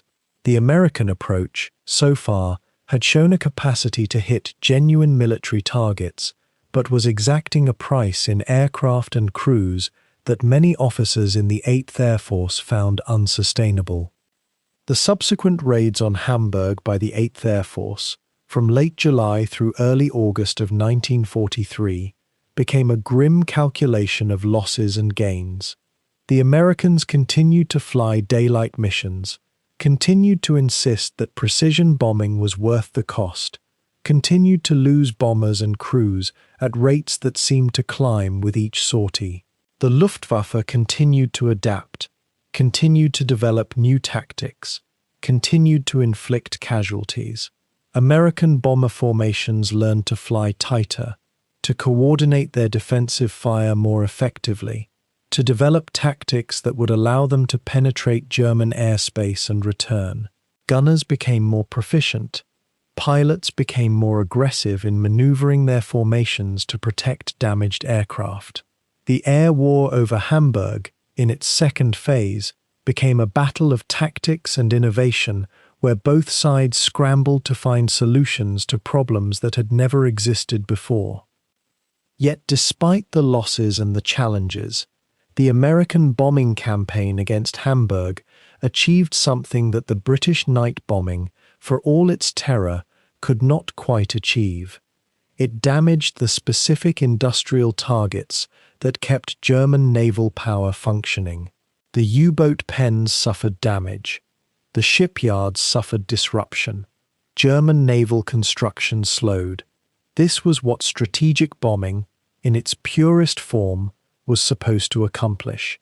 It was supposed to be selective, aimed, devastating to military capacity, while in theory, limiting civilian casualties.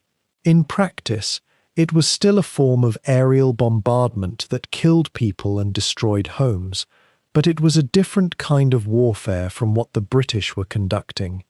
And yet, by the end of August of 1943, the distinction between precision bombing and area bombing was becoming less and less meaningful. Hamburg was a city of nearly 2 million people. You could not bomb its industry without bombing its neighborhoods. You could not destroy its shipyards without destroying the homes of the workers who built the ships. The American bombers, for all their insistence on precision, were still bombing a city, still killing civilians, still adding to the catastrophe that Operation Gomorrah had launched. By early September of 1943, Hamburg lay so thoroughly damaged by both British night bombing and American daylight bombing that further sustained raids became logistically impossible. The city's air defense network, despite losses, was adapting and improving. German fighter strength, despite the severe casualties inflicted on them, was being reinforced. And Hamburg itself, as a target, had been so thoroughly devastated that the potential gains from further bombing seemed to diminish, while the costs climbed. The 8th Air Force, in the autumn of 1943, shifted its focus to other targets: aircraft factories deeper in Germany, oil facilities, rail yards. The second phase of the bombing campaign against Hamburg, the American daylight phase, had lasted for roughly 2 weeks, but it had fundamentally altered the nature of the air war over Germany. It had proven that Americans could fight and win engagements against the Luftwaffe in the daytime sky. It had also proven that the cost, in aircraft and crews, was higher than many had hoped, and it had demonstrated, once and for all, that Hamburg was no longer a safe place for anyone, not for the Luftwaffe pilots defending it, not for the civilians huddled in the ruins, not for the American gunners and bombardiers flying toward it in the gleaming daylight. The bombing of Hamburg, in its complete form, represented the convergence of 2 different doctrines of aerial warfare, and the result was a city consumed by fire and steel from both night and day, with no escape possible in either direction.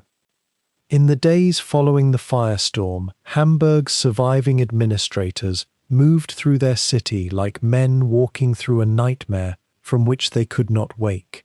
The streets, where they existed at all, were rivers of ash. Buildings that had stood for centuries were now hollow shells or scattered rubble. The Rathaus, the city hall that had anchored Hamburg's civic identity since the 14th century, stood scarred but still erect, a symbol that something of the old order persisted. Yet the men tasked with counting losses, assessing damage, and determining the city's future faced figures so vast that comprehension itself became difficult. In the first 48 hours alone, more than 40,000 bodies had been recovered from shelters, from streets, from the charred remains of apartment buildings.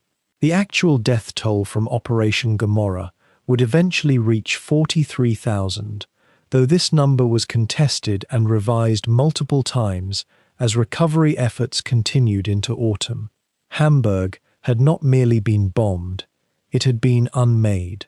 The industrial assessment proved almost as devastating as the human toll. Walter Schneewind, the director of the Blohm and Voss shipyard, one of Germany's premier U-boat construction facilities, surveyed what remained of his factories with a kind of hollow incredulity. The massive gantries that had dominated the skyline were twisted metal. The assembly halls where submarines had taken shape over months of skilled labor were open air, their roofs incinerated. The firestorm had been indiscriminate in its consumption. It had not distinguished between military and civilian infrastructure because the heat and wind cared nothing for such distinctions. Approximately 80% of the shipyard's capacity was damaged beyond immediate repair. U-boat production, which had been Germany's hope for strangling British supply lines, would be delayed by months. Similar scenes repeated across the city's industrial zones.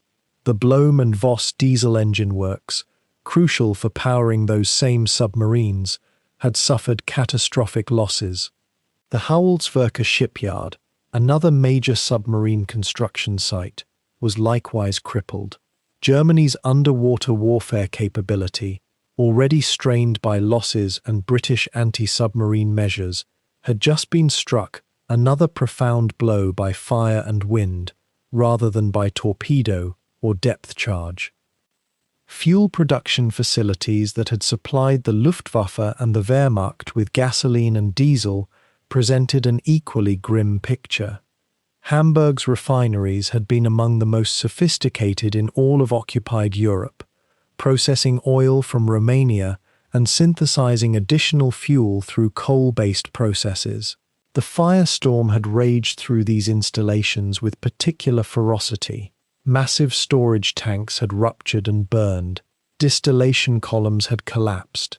The infrastructure that transformed raw petroleum into aviation fuel and tank fuel lay in smoking ruins.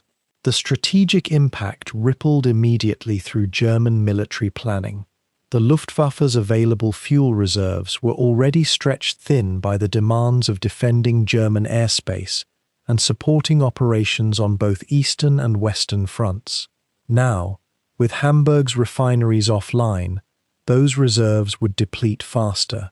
The Wehrmacht's mechanized forces, dependent on steady supplies of diesel for their vehicles and tanks, faced a narrowing margin for operations. In Berlin, the General Staff noted the loss with cold professional accuracy. Hamburg's destruction had subtracted millions of liters of refined fuel annually from Germany's strategic reserves. The numbers were precise, but the implication was stark. The Reich was bleeding fuel, and the hemorrhage would only accelerate. Yet in the immediate aftermath, the German response was not capitulation, but mobilization. The Nazi regime, far from being broken by the firestorm as some Allied strategists had hoped, hardened its grip and redirected resources toward recovery and vengeance. Albert Speer, Hitler's armaments minister, arrived in Hamburg within days of the final raids to assess the damage personally and begin the process of reconstruction. Speer was a man of administrative genius, capable of marshalling Germany's industrial capacity with ruthless efficiency. He toured the devastated zones, noted the scale of destruction, and returned to Berlin not to recommend surrender, but to argue for intensified production of anti-aircraft defenses and fighter aircraft. If German cities were now vulnerable to bombing raids of this magnitude, then the Luftwaffe's strength had to be increased, not merely maintained. The conclusion was logical within its premise. The bombing threat could only be answered by military force, not by diplomatic concession. This calculation would shape German strategic priorities for the remainder of the war. The evacuation of Hamburg's civilian population began almost immediately, though the phrase evacuation masked a deeper tragedy. More than 1 million people were homeless, their dwellings either destroyed or too damaged to inhabit safely.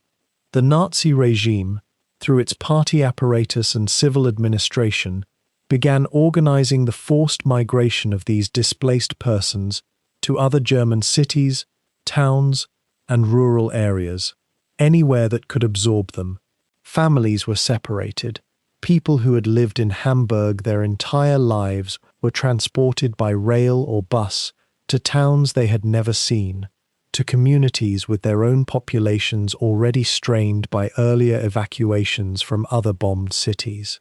The experience was profoundly dislocating. German civilians, most of whom had been assured by Nazi propaganda that German air defenses would protect them, now confronted the reality that no such protection existed.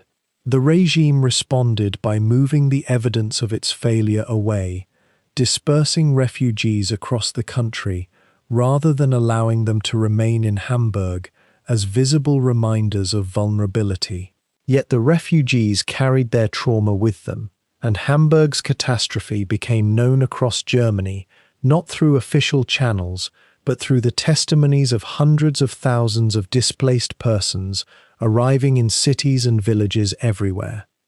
The industrial dispersal order came quickly from Berlin.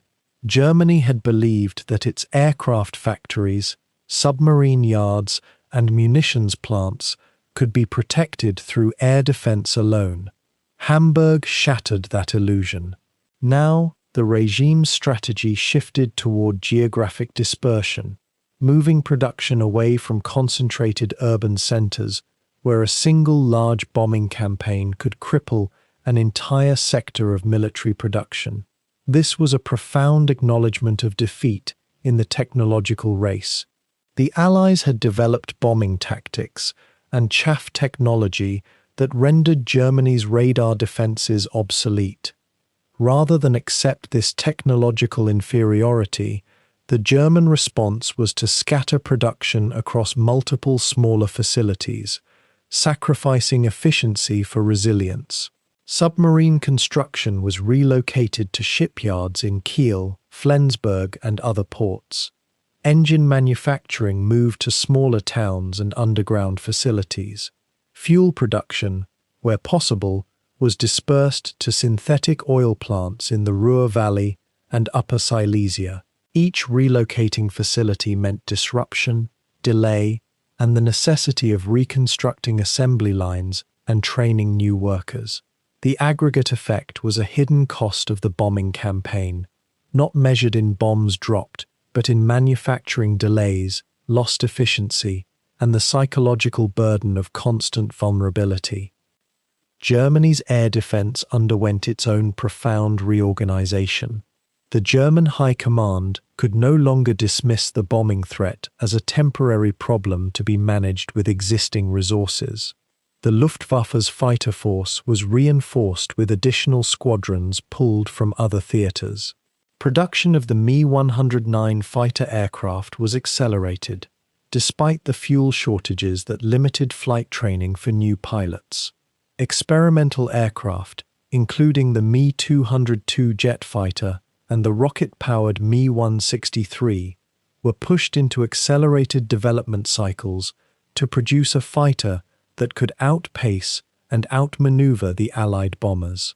The number of anti-aircraft gun emplacements around major German cities was doubled and then redoubled. The searchlight network was expanded. Radar stations destroyed in the bombing were rebuilt with improved designs intended to defeat the chaff that had blinded them during Gomorrah. None of these measures came without cost in scarce materials, skilled labor, and industrial capacity, but the German military establishment believed they had no choice. The bombing threat was now existential. It had to be answered with every available resource. The psychological and political response within Nazi leadership was equally significant. Adolf Hitler himself was furious at Hamburg's destruction, viewing it as evidence of weakness in the Luftwaffe's leadership. Air Marshal Hermann Göring, commander of the Luftwaffe, found his authority increasingly questioned and his position precarious. The bombing of German cities had exposed the fundamental failure of Göring's claim that the Luftwaffe would prevent any enemy bombers from reaching German soil, a boast he had made in the early years of the war when German air superiority seemed assured. Now Hamburg burned as evidence of that broken promise. Göring's influence would never fully recover from Gomorrah. From this point forward, his role in German military strategy would diminish as Hitler turned to other figures for counsel on air defense and weapons development. The Nazi regime, confronted with evidence that the war could not be won through conventional military superiority, turned instead toward the development of new weapons, the V-1 flying bomb and the V-2 ballistic missile, that promised to carry the war back to British cities. These were the weapons of a regime that had begun to believe it could no longer win, but was determined not to lose. Yet Hamburg itself, in the weeks and months following Gomorrah, became something unexpected, a rallying point rather than a broken spirit. This was in part the result of Nazi propaganda, which portrayed the bombing as barbaric Allied terror aimed at civilian populations and used Hamburg's suffering to reinforce the narrative of German victimization.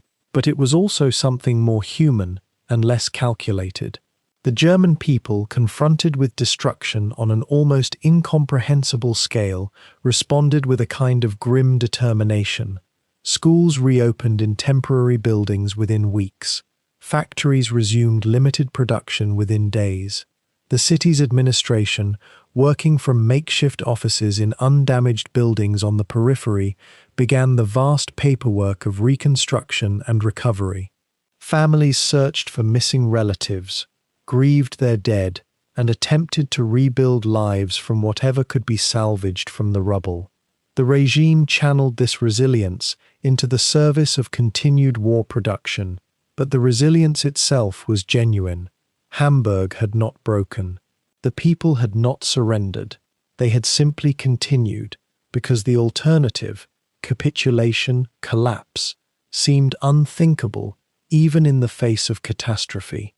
The strategic implications, however, were becoming clear to German military planners, even if they could not be publicly stated. Hamburg's destruction was not an isolated event, but the opening of a new phase of the war.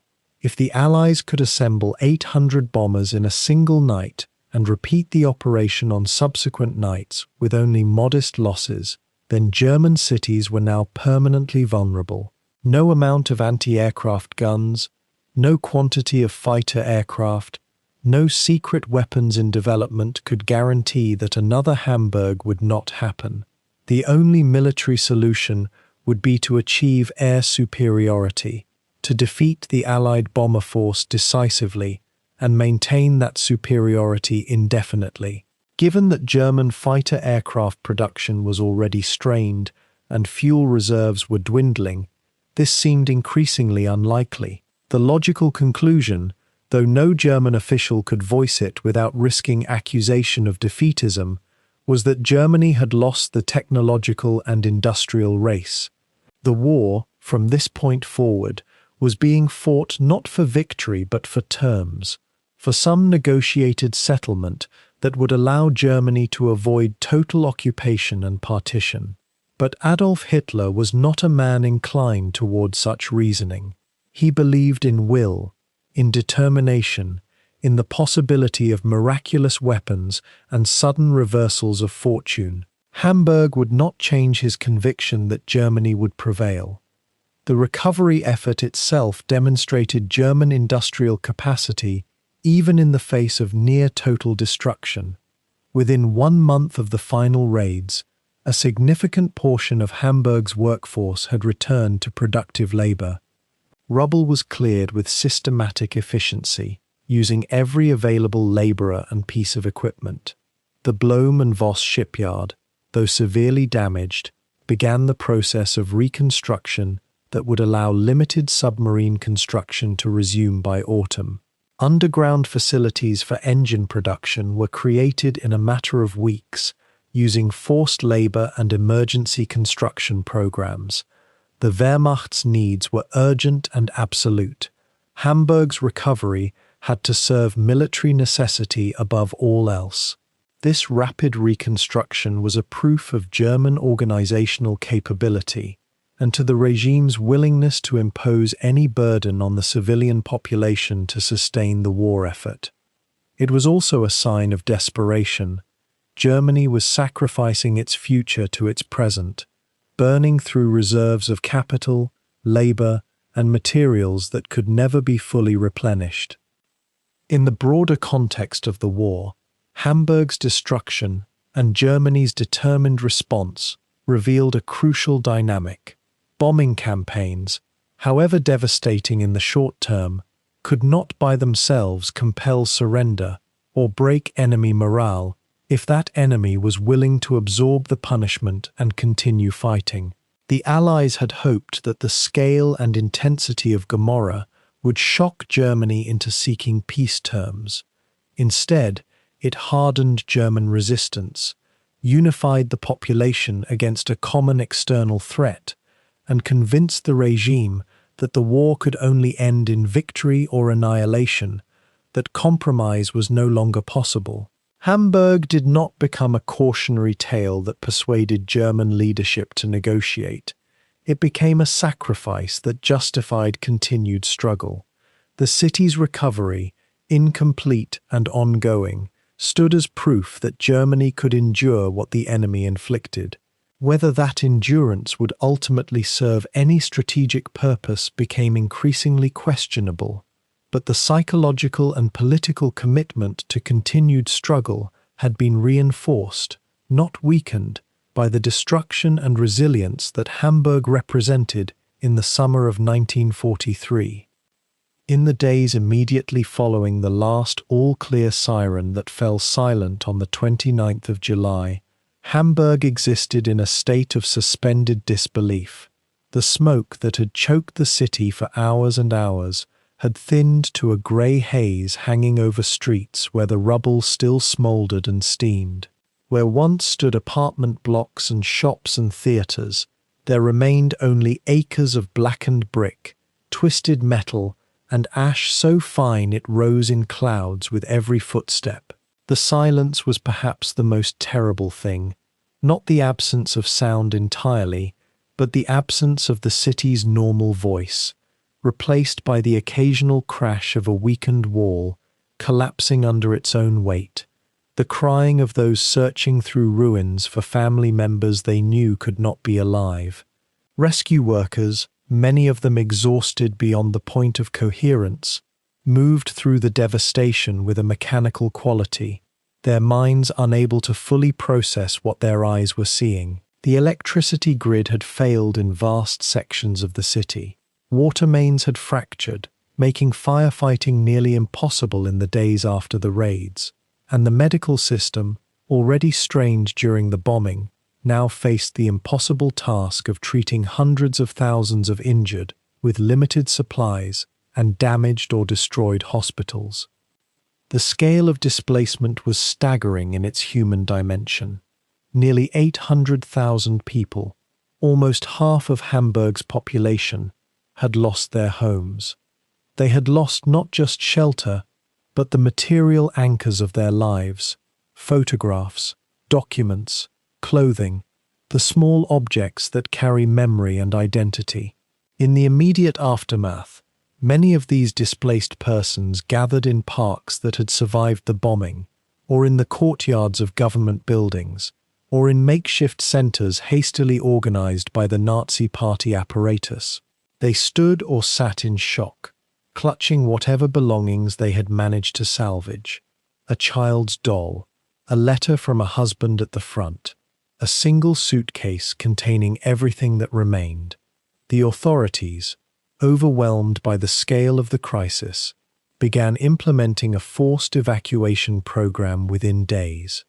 Hundreds of thousands of women, children, and the elderly were put onto trains bound for the countryside, for towns and villages across northern Germany, where they would be quartered in school buildings, church halls, and the homes of reluctant host families.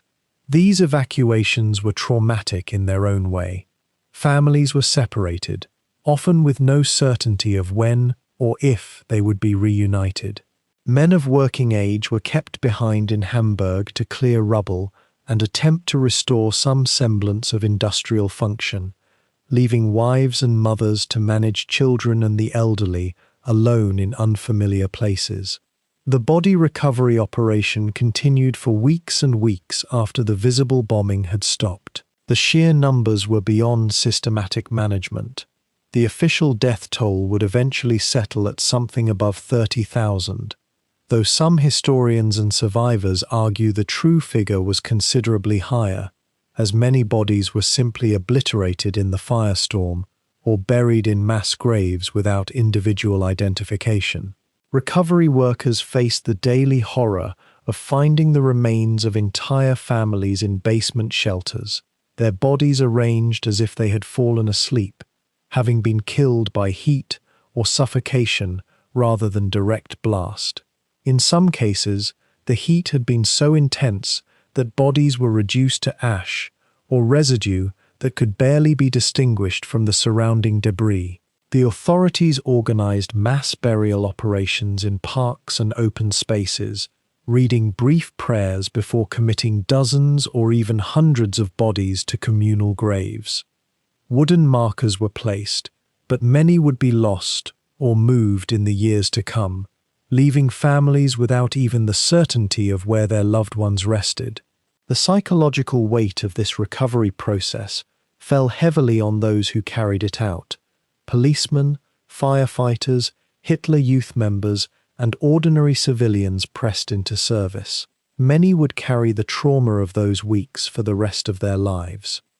Hamburg's industrial apparatus, though severely damaged, was not permanently destroyed.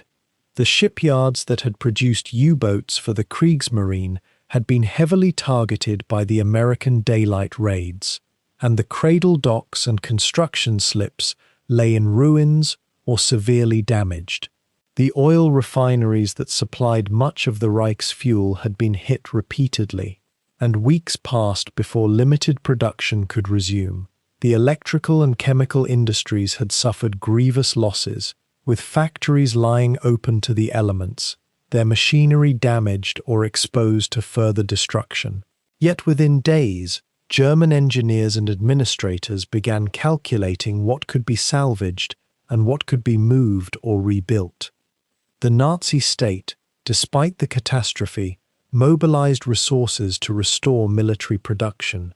Portable machine tools and lighter industrial operations were dispersed to smaller towns and villages throughout northern Germany, a response to the bombing that other German cities would soon face, and that American planners were already anticipating. By September, some factories were producing at reduced but functioning levels.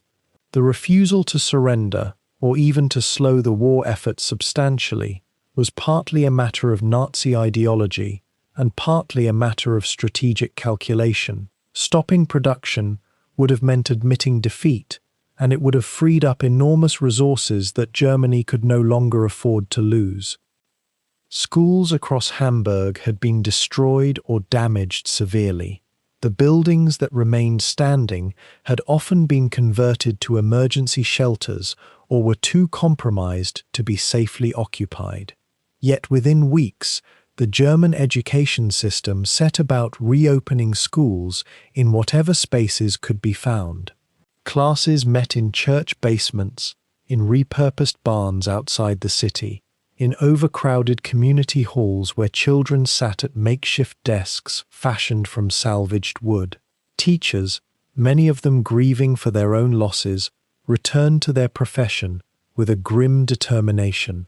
The curriculum continued without fundamental change. History and literature and mathematics were taught in the rubble's shadow, and the Hitler Youth Organization maintained its presence, though recruitment and discipline became more difficult in a population traumatized and focused on survival. The reopening of schools served a dual purpose. It provided some continuity and normalcy for children who had witnessed and survived horrors beyond adult comprehension, and it allowed parents to return to work knowing their children were occupied and supervised during the day. Yet the schools themselves became another reminder of rupture and loss. The buildings were temporary, the routines were disrupted, and many children struggled to concentrate or engage with learning when their thoughts were consumed with where their displaced family members might be or whether they would ever return home. The railways, despite considerable damage, gradually resumed operation on the routes out of Hamburg. The evacuation trains that carried hundreds of thousands of people to the countryside and to other parts of Germany, became a symbol of the chaos and the scale of displacement. In these trains, families were separated, fathers told to stay behind, children and mothers placed on crowded carriages with dozens of strangers, given no clear information about where they were going or how long they would be away. The journeys often took many hours, as the railways themselves were damaged and routes had to be rerouted around destroyed sections of track. For many evacuees, particularly those sent to rural areas of Prussia or Pomerania, the separation from Hamburg became a separation that lasted for months, and in some cases, the entire remaining duration of the war. Mothers received mail irregularly, if at all. Fathers came home to empty houses and attempted to manage lives blown apart by the bombing. The social fabric of families and communities was torn in ways that would require years to begin to mend, and in many cases never fully healed. The psychological impact of the bombing manifested in ways both immediate and long-lasting. Survivors spoke of a pervasive numbness, a disconnection from emotion that lasted weeks after the raids. People would stand in front of the ruins of their own homes and feel almost nothing, their minds unable to process the loss. Others experienced the opposite, waves of sudden, crushing grief that would strike without warning, leaving them unable to function for hours at a time. Children who had huddled in shelters as the city burned around them developed anxieties and behavioral changes that their parents struggled to understand or address. Some became withdrawn and silent. Others became aggressive and difficult to manage. The concept of trauma, as modern psychology understands it, had not yet entered